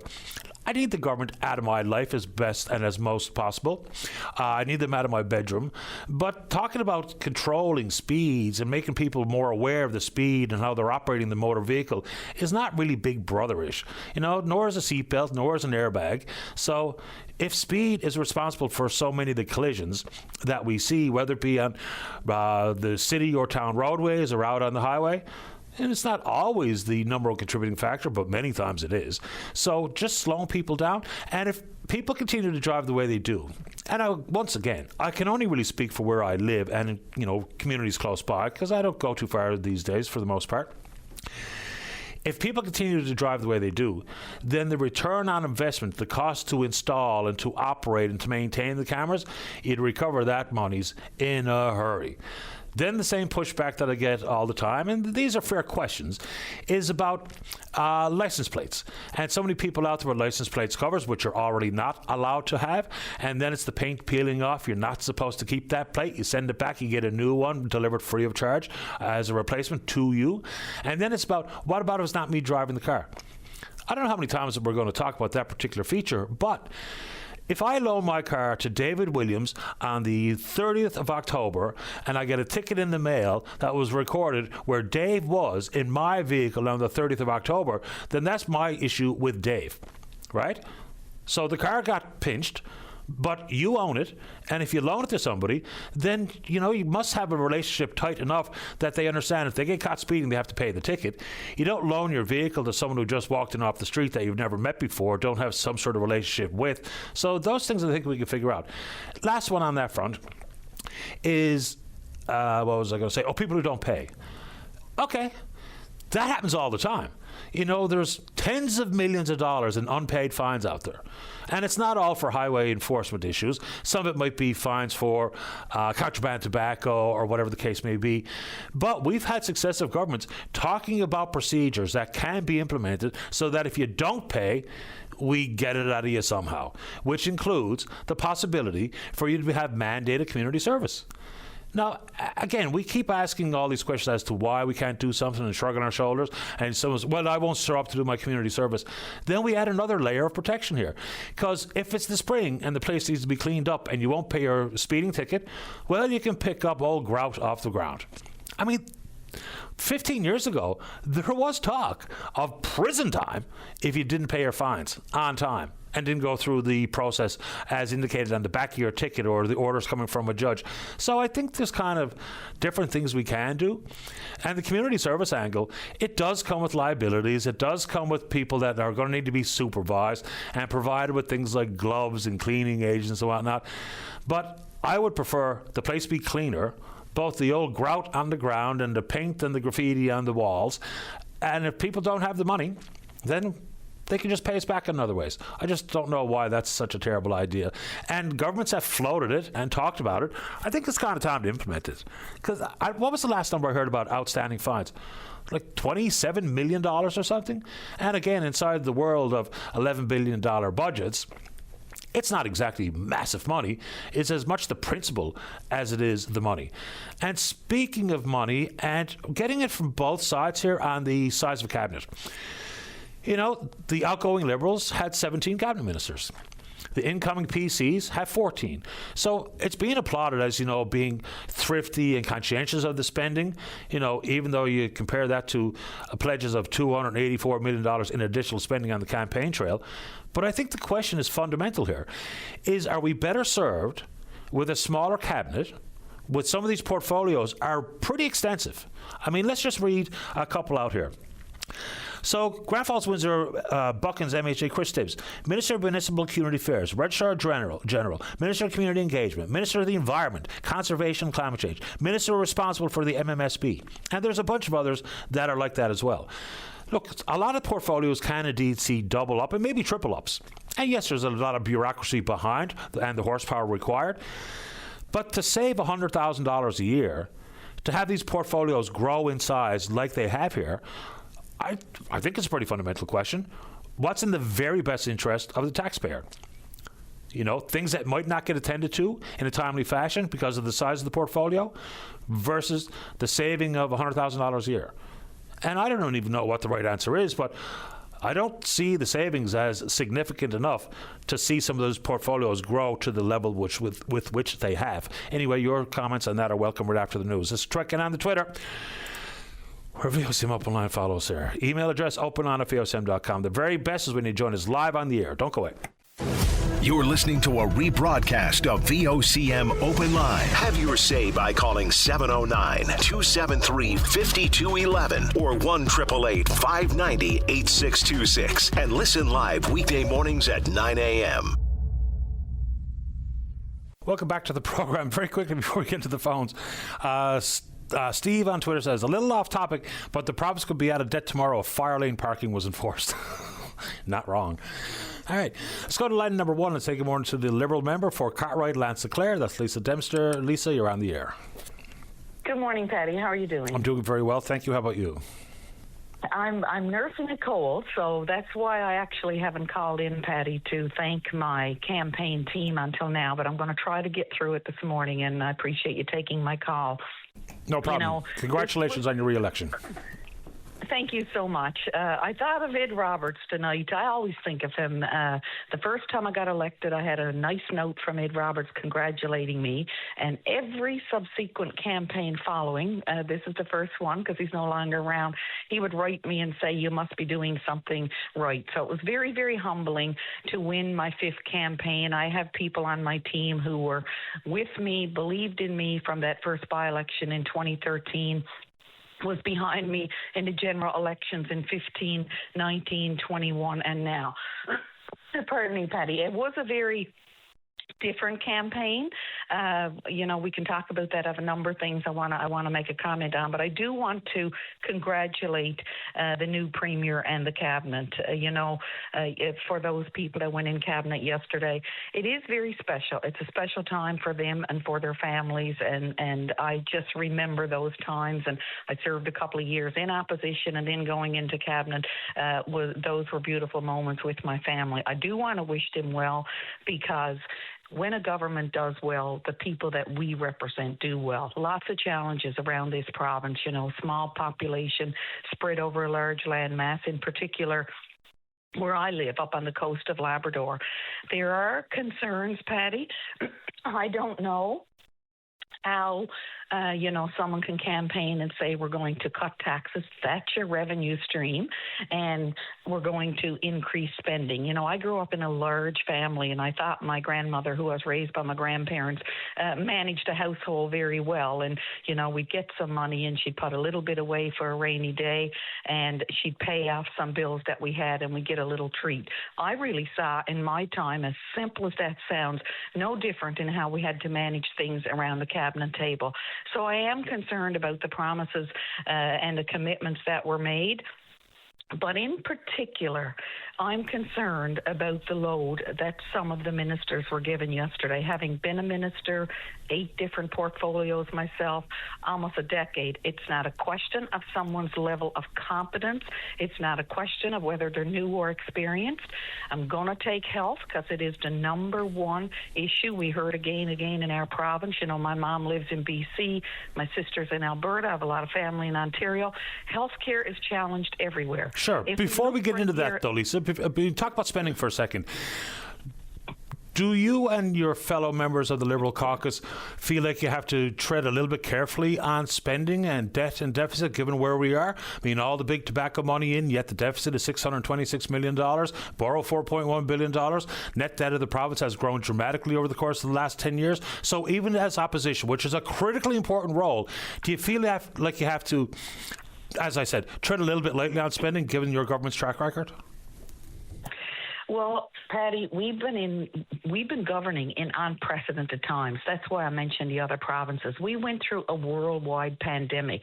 There's not much extra money around a cabinet table, especially when you represent rural. You know, we'd start in November in budget process. Every department, I as a minister may have my list. My civil servants, my executive team in a department may say, these are some of the things we need. You come in November and you start working through by January, by February, by March, hopefully you've cut that pie down, shaved it down. But when we went, initially there was the war in Ukraine, far away, the other side of the world, the sanctions on Russia, the cost of oil and gas, everything contributes to driving the cost of living up. And then COVID, there was no extra money, but all of a sudden, you know, we're going back for special sittings. We're having to do what we can do to help the people through this unprecedented time. Seniors who had no standalone representation yesterday. We saw from a seniors advocacy years ago when I was new starting out the need for a seniors advocate.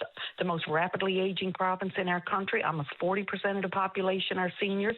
We can't say we're all in this together. We're going to come out the other side together because all of our needs and shortcomings are not the same. And that's why we were coming out with things. In Labrador, I lobbied for a coastal Labrador supplement for the North Coast and South Coast, recognizing the high cost of living for seniors here. Is that going to stay in place? The Aging Will at Home grant. You know, I heard again and again at the doors how helpful that was. Helps a little bit of money, help them with shoveling snow, getting wood, because we know keeping seniors, helping them stay in their own home and not taking up a bed in a facility somewhere. All of that is cost-saving measures. I do believe, Patty, that we were on the right track, especially with the Future Fund, and there's a whole host of things that I could talk about in that area. Yeah, I don't know if I want to get too far into the Future Fund, given, or maybe we do. You know, help me understand the rationale, because it sounds like a rainy day fund. Like even as a family, we try to put aside money for exactly that reason, but we didn't put it on our credit card. So while we borrow and put money in the Future Fund, as opposed to service the debt with the however many millions are in that Future Fund, help us understand the rationale as to why that's a good idea. Borrow in one hand to put that money into a Future Fund. Patty, I'm happy to comment, but I do want to have time to respectfully just to make a couple of comments that I called in to make as well. Absolutely. When we put away, thank you kindly, when we put away for that Future Fund, we saw the return. I don't have the numbers in front of me, but the return on the investment that we made, and it is all about a rainy day. It is all about the unknowns. You know, I was the Minister of Forestry since the 9th of May, and we had an unprecedented record of forest fires, devastation down the North Shore. I was like I was in a movie for 4 months. We were working like 16 hours a day, 7 days a week. You're in a meeting with your executive, and there's a fire, and there's a knock on the door, there's another fire, and it just went on endlessly. We can't be in a position where these unknowns come up. I was also the Minister of Environment, and, you know, you're working with your colleagues across the country, et cetera, and we can't be in a position where these unknowns occur and we're not ready. That is not wise. That is not being responsible to the people that represented you to elect them. I understand debt and the concerns. You know, I came in at a time when we were coming off a PC government for 12 years. They had tremendous amount of oil revenue flowing, and yet the debt that we were paying on a credit card, the interest was more than the entire Department of Education. And as someone who came from a background of 23 years as a career and employment counselor, I'll tell you that stuff actually used to keep me awake at night. So I understand the importance and the need of getting things under control. But what I'm saying is you have to have a little bit in your back pocket for things that may happen tomorrow that we have no idea are going to happen or that we have no control over. Understood. I know you wanted to call about the health portfolio, so let's do that. Yes, Patty, you know, with almost half of the province's budget, over $4 billion in health, and as a proud Labradorian, as a proud member of Nunatuvet Community Council, recognizing the unique needs in Labrador, you know, I always used to tell people, they'd say, why do we have a Department of Labrador Affairs? I'd say there's a reason we have a Department of Labrador Affairs and we don't have an office at the Burin Peninsula or an office in Bonavista. So I was the Minister of Labrador Affairs. it needs a lot of attention, a lot of diversity, a lot of challenges. Lab West, that's booming, got their challenges. Goose Bay, Central to Hub, North and Coast, different again. I was the Minister for Indigenous Affairs, and it's the 3 groups in Labrador, but also we can't forget the 2 groups on the island that are looking to meet with you. They want, their voices heard at the table, that are coming with suggestions on directions where they think we should be moving. To see Indigenous Affairs and Labrador Affairs lumped in with the biggest portfolio. Patty, there is not enough hours in a day for any minister, past, present, to do justice to that. For the public, I guess it's hard for them to understand, what goes into being a minister. You're serving on cabinet committees. There's hundreds of pages of reading for your economic and social policy committees on a Tuesday. There's hundreds of pages of reading for your cabinet, which will be later in the week. There's your federal, provincial, territorial meetings that you travel to. They are important because you might learn that the challenge you're going through, another province is going through. You don't need to reinvent the wheel. Just customize it for the people that you're representing. Really, really, really important as a minister is having time for stakeholders to come in and have audience with you. And all of that takes time. To put it in context, I was the minister for my most recent portfolio, fisheries, forestry, aquaculture. All very important roles in our province. The fishery is the backbone of the riding I represent. Just over $100 million budget, just over 1,000 staff when all that was lumped together. It was busy, but I'll tell you that I worked morning, noon, and night. Groups listening today, larger groups, whether it's ASP or FFAW, they will tell you I met with them at night to make sure that my list of people waiting for meetings didn't grow to 10, 20, 30, 40, waiting 3-4 months out. Now I look at healthcare. Nothing more important in Newfoundland and Labrador than people's health. Tony Wakeham campaigned. Healthcare is in a crisis. It needs attention. And to me, it's a complete dishonor. I was really upset to see there was no more respect for. I became known at our cabinet table. We're not allowed to speak outside of cabinet, but I will say this. I became known as the minister concerned about Aunt Nellie and Uncle Joe. And if my colleagues are listening, they will smile, because eventually I had everybody talking about Aunt Nellie and Uncle Joe. Quite simply put, every decision we made, how is this going to impact Aunt Nellie and Uncle Joe? When I went door to door, we have some younger people who have health issues, waiting a long time to get access, mental health concerns, addictions, etc., but in particular, the seniors.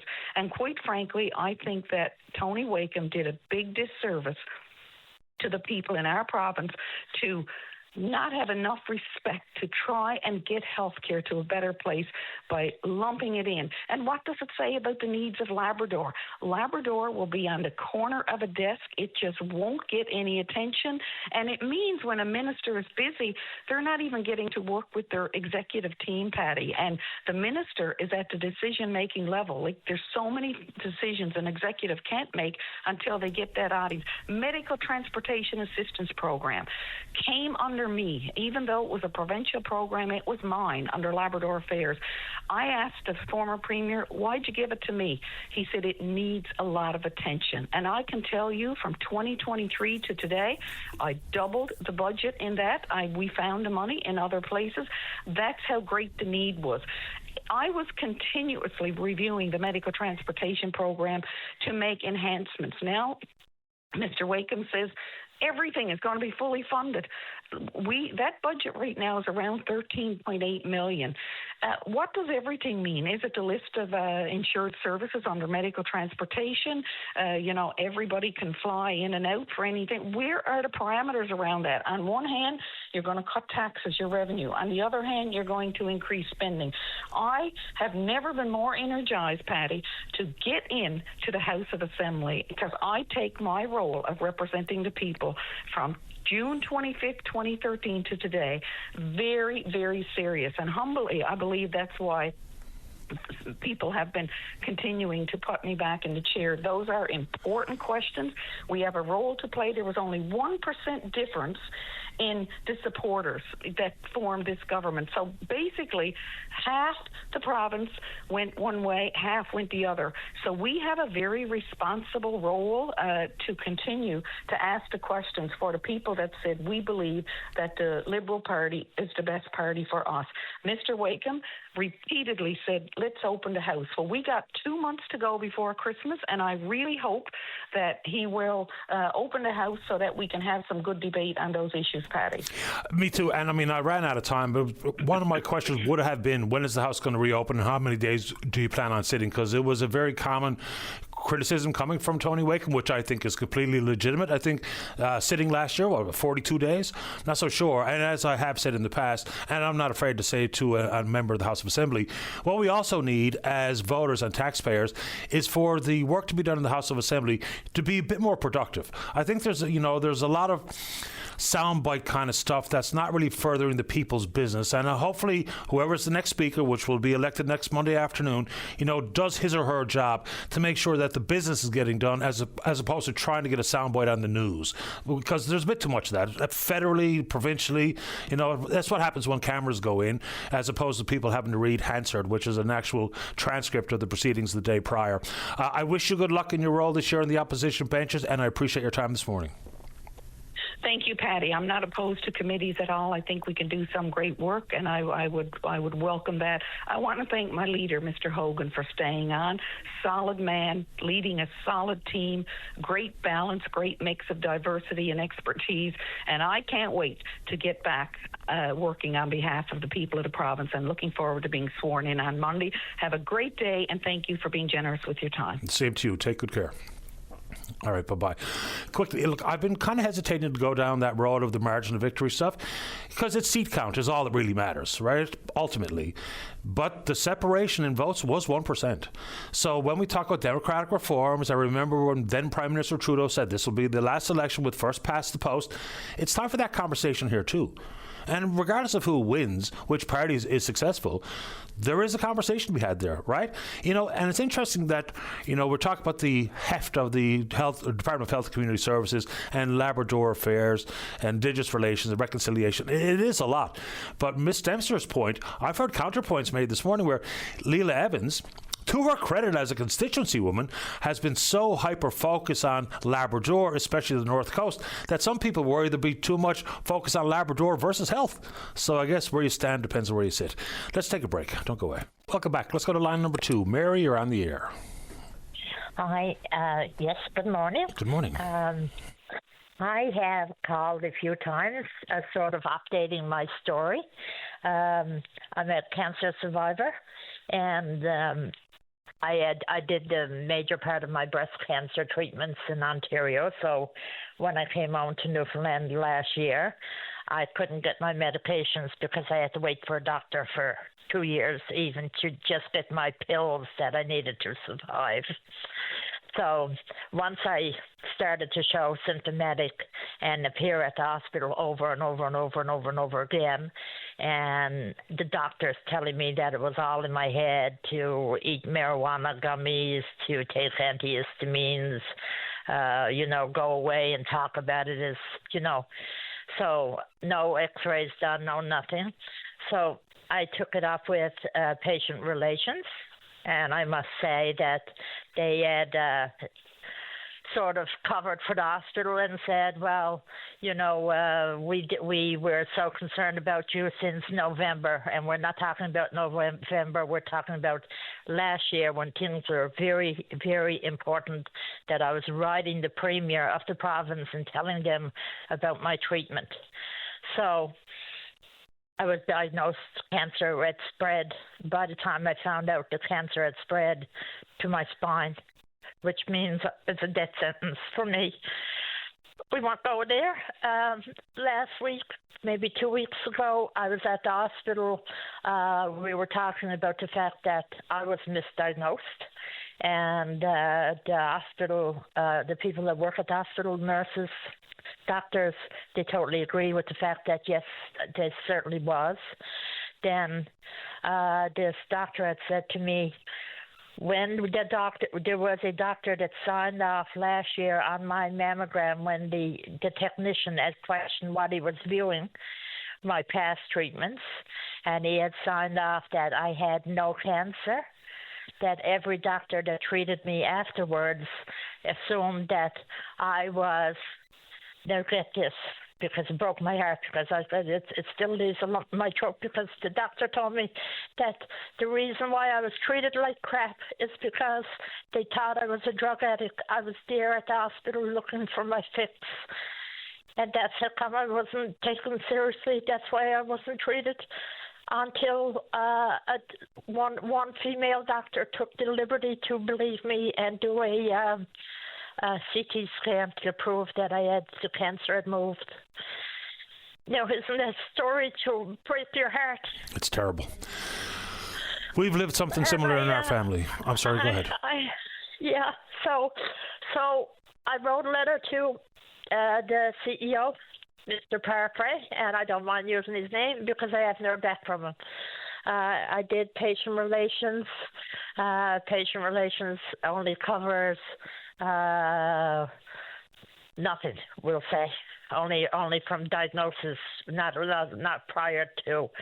I had written the Premier. I have proof on my phone of the conversations I had between the technicians and the doctors, and quite shocked to read my little portal because I didn't know how to get into it, and when I did, I was shocked to find out. So last week when I was at the hospital, a doctor had said to me, I don't often hear, on my way to work in the morning, I don't often have the radio on, but I do listen to Patty Daly. And she said, I heard you on the radio talking about, I said, about how you misdiagnosed me. She said, yes, I heard you on the radio talking about it. I said, yes. She said, I have something to say to you. I said, what's that? She said, you keep fighting, girl. She said, we're 100% behind you. You know, we need, this is my legacy that we're talking about because they signed my death warrant from what they told me in Ontario. Newfoundland signed your death warrant. We need a women's advocate that's arm's length from government, that government can't fire because they're doing their job. We need someone to go to and say, this happened to me, we need to deal with it, and it's not there.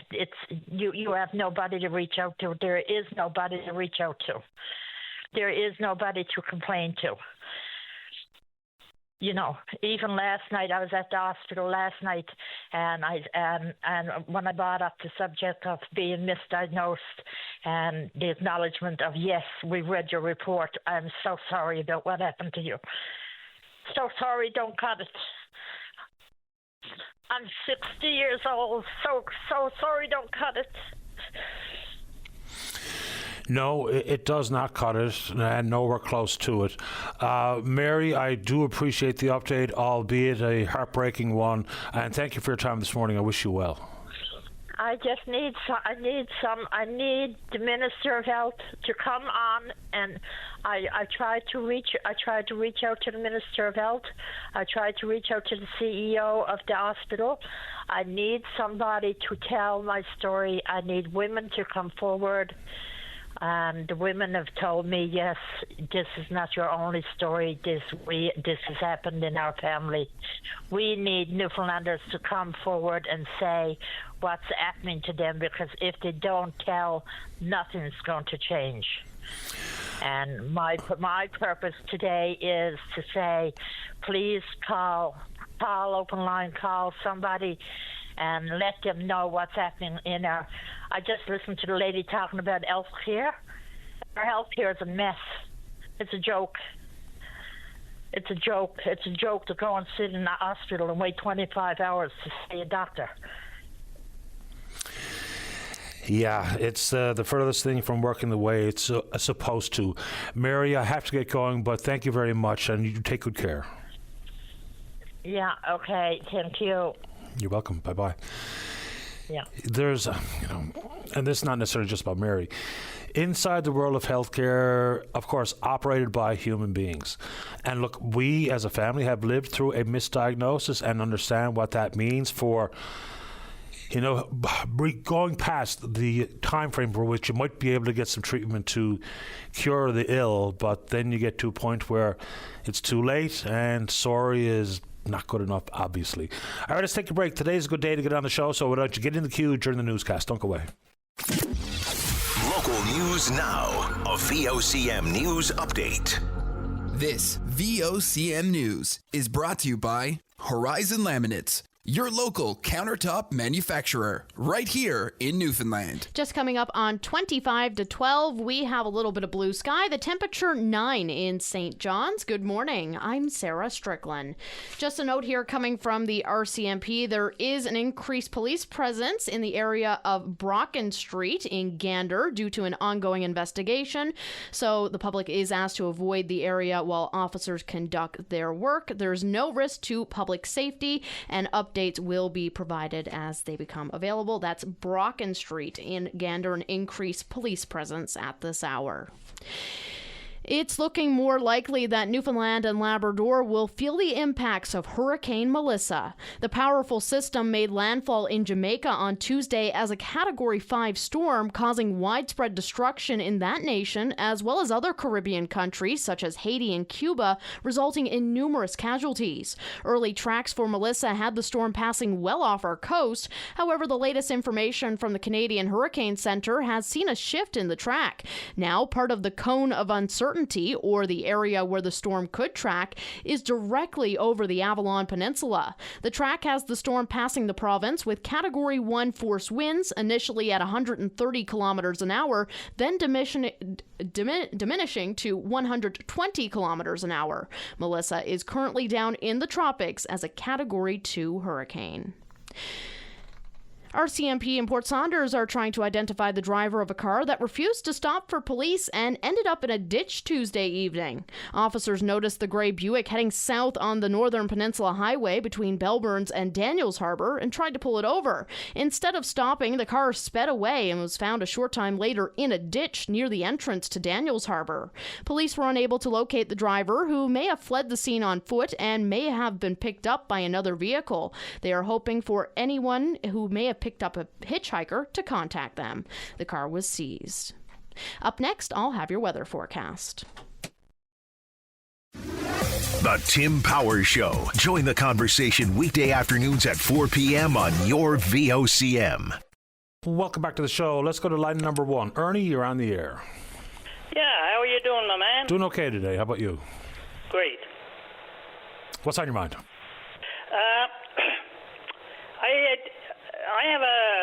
I understand that they have a junior hockey league here in St. John's for girls, and my granddaughter was approached by the owner to play, and then shortly after that, or a day or so after that, she was contacted by the president of their league, informing her that they will not allow her to play, and neither one of these gentlemen concerned is answering their phone. They won't answer the phone to my granddaughter, nor will they answer my call. And I was wondering, it just doesn't seem to be right. I mean, my granddaughter played pro hockey. She played for Team Canada. She's now finished that phase of her life and basically looking for a place to skate. And are they going to turn down every other kid that comes back from playing college hockey in the U.S.? So I can't seem to get any answers from anybody. Can I guess your granddaughter's name? Shaylin Snow. Yeah, I figured. She had a terrific career. She went to Robert Morris, right? Yes. Okay. So that was her 5th year. She went 4 years to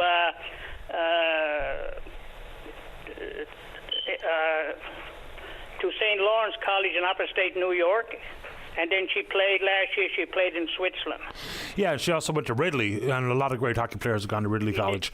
3 years in Ridley as well, yes. Yeah, cool. I'm familiar with her career, actually. So that's a good question. Look, when we played junior hockey, guys who came back from playing whether a little bit of mainland junior or a little bit of a higher level than we were playing, they were welcomed into the league. The best players should be playing in the league. So there's no answer has been given as to why Shaylin can't get a game? Well, I can't seem to get an answer. I can't get anybody to answer my telephone calls, and nobody will answer her telephone calls.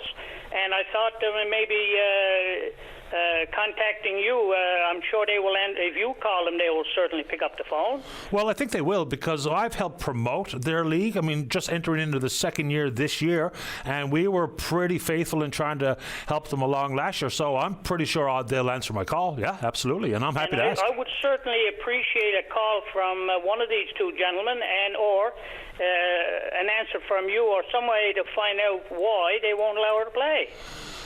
It's an excellent question, and I have no earthly idea. I mean, we can't be fearful of having top-flight players play, because that's exactly what the league needs, is the very best players available to play in the league. So I'll do my... And I'm quite sure that somewhere in that league, they've got to have at least one girl that have played college hockey somewhere. Possibly. I don't know the answer to that question. Yeah. If they have a hard and fast rule that if you play professionally, you can't play in the local league, but I'd be surprised if they wrote that into the bylaws of the league. But Ernie, I'll tell you what, after the show today, I will indeed send off a note to someone who I know is involved at the top levels of the junior hockey league here, see if I can't get an answer for you. At least encourage them to call you or Shaylin back. Perfect. Thank you very much. No problem, Ernie. All the best. You have a nice day. You too. Bye-bye. Look, it could be. I'm not familiar with the bylaws of that particular league. If they've got it as part of it, is that if you play pro, you cannot play. I think she played 1 year in Switzerland. I think that's about the extent of it. And I mean, that's it's a lot more than certainly most have ever done, is play a little bit of pro hockey. And play for Canada. She played at the World Under-18s. I don't know if she played beyond that. But yeah. Anyway, that's a good question. We can't be fearful of having players who might be so far and away the best player in the league. I mean, it can indeed shake the balance of power or the competitive nature, because if you get Shaylin Snow, all of a sudden you might be very, very difficult to stop. And the other teams, of course, would be very frustrated knowing that someone of that caliber is not on their team. But for the good of the league, you would think that, how many additional eyeballs might it bring knowing that a former professional player is playing in the local junior league. So it could be a competitive balance question. It could be actually part of the bylaws. The women's league, is that what you said to me, Dave? I know we're talking women's. Oh, yeah, I mean, there's guys playing in the junior leagues here and elsewhere that have played really high levels of hockey, and for one reason or another, return back to their hometown and wants a skate and gets a skate. So we'll see if we can't help figure that one out, because that is an interesting concern. And look, I mean, I know some of the guys involved, and if you're listening this morning, you can expect a note from me later, and it's not, any sort of frustration because it's not me. I'm just asking a fundamental question about why this decision has been taken. And if you are listening today and you know that Ernie has been calling or Shaylin has been calling, just give me a shout back. If you've got a reason, whether or not they like it, I'll leave it up to them. But if there's a reason that can be offered as to why someone can't play, let's do it. Couple of things that I mentioned earlier about the Avalon Peninsula teams not wanting to travel for a variety of events.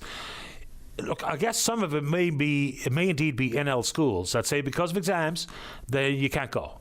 And if that's the reason, then so be it. And I guess some of those decisions based on the fact that sports is for fun, school has a far bigger implication. And again, the old back in my day nonsense. I remember when there was tests and exams got deferred if you had to play. And I remember even if you were trying to, had to get out of school early to get to a game. Like when we played at Rice and we were playing at the stadium after school, we got dismissed early, regardless of what was going on. Even if you had a test that period, you got to do it another time. So that not to say that was the right thing, that was just the way it was. And a couple of people chiming in on the billet saying, I should not be supporting the concept of that given safety concerns. But I addressed the safety concern right away. We're not just going to throw caution to the wind and putting children in homes owned by who knows what, with what type of reputation or background, criminal or otherwise. I didn't say that. But there's a way you would think it could work. And more often than not, the parents that open up their home to a billet for whatever sports, one, maybe had a child on the home team, two, have been involved in the sport and around the sporting community for a long time, or three, are well known to the organisers and are just there to try and lend a hand. Look, it would go a long way to saving money. And another emailer makes a really good point too. how many tournaments were we asked to play in that were outside of our home region? You know, so far that we couldn't drive from home in and out every day for the games. That number has grown. There's no doubt about it, especially if you play at the highest levels of sport. You know, when there was years where there was 3 of the big tournaments that you went to, and now it's 6 of the big tournaments you go to, and that doesn't even include travel for just regular season games and or the playoffs. So, of interesting points. Let's take our final break of the morning. When we come back, you're in the queue, or I'm going to be talking Blue Jays stats. Don't go away. Welcome back. Let's go to line number 1. Gerald, you're on the air. Good morning, Paddy. Hi there. Not very well this morning. I have a terminal illness, so I have avoided if I decide to call. Okay. On the Premier's call, we decided not to deal with the root of our problem here. You know, we don't have an income problem. We got a spending problem. And we have a spending problem because of the size of our government. Our government is bloated, overpaid, underworked. You know the adjectives can apply. And I'm old enough to have lived under the Commission of Government when we had 5 departments, almost no government, and the province functioned quite well at the time. You know, I'd like your opinion on what's the pressing problem we have in Newfoundland today. The size of the debt, the muskrat albatross we have. What do you think we should be addressing? You know? Well, I don't think there's one thing. And, I mean, I think I try to stick with that. I'm pretty consistent with that message over the years. But to your one point, which I agree with wholeheartedly, is we don't have a revenue problem. We have a spending problem. And I mean, people can say it's the geographical challenges for delivery of healthcare and a variety of things, and there is some modicum of truth to that, but that's exaggerated. We really do outspend ourselves. Look, we had to play catch-up when the province was poor-mouthing it for quite a long time. We did run up against an infrastructure deficit that had to be addressed, and infrastructure is really expensive. But since a lot of those things have been addressed, we have not been able to rein in the spending. Now, you know, we've had exercises where we try to find nickels and dimes, and we look at cell phone bills and what have you, but a lot of that spending is inside the public service, insofar as salaries and benefits, no doubt.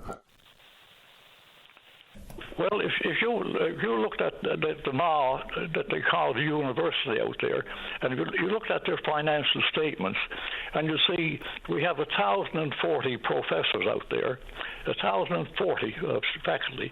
I don't know why you want 1,040, all being paid $140,000 a year. Yeah, I think that number that you use includes the entirety of staff from custodial all the way up. And not everybody is a tenured professor. There's lecturers over there making pittance. I don't know. My son requested the financial statement out there, and I was appalled at what I saw. I think I saw 15 pages, about 40 people on it, all making $150,000 a year. I mean, we look at it this way: we've never had so much money. We've never had so. I lost my train of thought there. Yeah, no worries. So I'll just pick up. We never had so much money. We're never so well educated, and look at the mess we end up in. I understand. I understand entirely. But if you look at Memorial University, and if we talk about government spending and the debt and deficit, the transfer of money to MUN is in and around $330 million. So obviously not a small amount, but inside an $11 billion budget, not the backbreaker. Well, I think it is. Okay. And on top of that, the Auditor General didn't say they're not even keeping their buildings in repair a while ago. Yes, and in addition to that, all the space that's not utilized yet is all the operating costs associated with it to keep it heated and keep the lights on and to keep the insurance. And so there was a lot to the Auditor General's review at MUN, absolutely. But basically, do we need with this province and the condition we're in, do we need a university this size? Short answer for me is probably yes. I mean, it's the only one in the province. You know, the The student population at its highest level was around 20,000, and that's all in for people from this province, the rest of the country, the rest of the world. Now it's around 17,000. But I do think we need a comprehensive offering at a university like Mon, given the fact that it's the only one here. Well, I don't agree with you. I think education is way overrated. What we need is people with a spirit, entrepreneurial spirit to get out and build business. We need to be free from the tentacles of government to pursue what we should be pursuing. And I'll use an example: the fishery. This bureaucracy we have, we're not being governed, we're being ruled. And every enterprise you would undertake here in this province, you will find some level of government doing their best to inhibit it or get in the way of it. That should be freed up so people are free to go and do what they should be doing. Pursuing happiness and finding meaningful employment instead of going and staring at a screen all day or passing papers around all day. I see armies going into Confederation, but my God, what a terrible life when you could be out like in the, fishing on the West Coast, out doing real life. Anyway, I'm ranting, sorry. That's okay, Gerald. I appreciate you making time for the program. So I'm going to sneak on a couple of quick ones before we run out of time. Thanks for doing this. Thank you and goodbye. Goodbye to you. All right, let's keep going. Line number 3. Joan, you're on the air. Thank you, Patty. No problem. I haven't called you for 3 years. This is the second time I'm calling you. I do the breast cancer support group in Corner Brook. I'm one of the coordinators for Breast Friends, and we're having a walk in Corner Brook tonight. It's called Strides for Strength. It's a breast cancer awareness walk. It starts at 6 o'clock. And we're only walking around from the Kinsman Club on St. Mark's Avenue over around Murphy Square and back. It's only about a 10 or 15-minute walk. We want people to come and support us. We wear pink. We walk together. We show our strength. Everyone is welcome. Bring your friends, family, and community spirit. This is hosted by Breast Cancer Support Newfoundland Incorporation. They had a grant, and one of the girls that just became my coordinator in my group of Breast Friends is Andrea Gardner, and she's in that group, and she had a grant of $250. So this is Breast Cancer Month, and tomorrow is the last day. We want to make awareness because I was at Lawton's yesterday with the 20% off and the Senior Day and Breast Cancer Month. They had everything all nicely decorated. And one lady came by. She's only 51 years old. And she had breast cancer about 6 years ago. She worked at the hospital. She didn't know there's a breast cancer support group in Corner Brook. We don't have a cancer office in Corner Brook. She was wondering where she could go to get a prosthesis and some wigs because she doesn't work now and she's financially strapped. We don't have anything in Corner Brook. The breast cancer stuff that I get given me, I put in the chemo unit in our new hospital, but no one is aware of that because we don't have anywhere to promote our things in Corner Brook. And she's going to come tonight as a new join to our support group. Now, we have about 15 to 20 active members in our group, and nobody won't call in on the radio, and I says I'm shy, but after this month, I'm not going to be shy no more. I'm going to call you once a month. I appreciate that, and good luck with the walk tonight. Thanks for organizing it. And just a mention, I'm sure you already know this, the Canadian Cancer Society has expanded their volunteer Wheels for Hope to your community, so people can get a ride in and out of the hospital for their treatment and follow-up appointments. So that's coming to your neighborhood as well, which is very good news. Is it coming soon? Yeah. If you contact... Sooner the better, because you know what, Patty? I live in Curling East, and you know it costs us $30 from my house to go to the hospital. Yeah, it's coming soon. We actually had the volunteer coordinator on the show a couple of days ago, so there are ongoing efforts to recruit volunteers right this very minute in your community. Well, you know what? Thank you for that, and next month you'll be able to enlighten me where, because I'll be phoning you again next month, sir. I look forward to it, Joan. Stay in touch. Have fun tonight. Our Breast Friends is the last Thursday of the month, every month, obviously, but people forget that. So at the walk tonight, my brother, Dennis Blackwood, who does Blackwood Signs and Curling, we bought magnets to give people tonight, that anyone who knows they get breast cancer to go on their fridge, because a magnet will be longer on your fridge than a piece of paper, right? 100%. Stay in touch, Joan. Thank you, Patty. Have a great day, great weekend. You too. Bye-bye. Bye-bye. All right, good show today. Big thanks to all hands. And I'm away tomorrow, but we will indeed pick up this conversation again right here on VOCM and Big Land FM's Open Line. On behalf of the producer, David Williams, I'm your host, Paddy Daly. Have yourself a safe, fun, happy day. Talk in the morning. Bye-bye.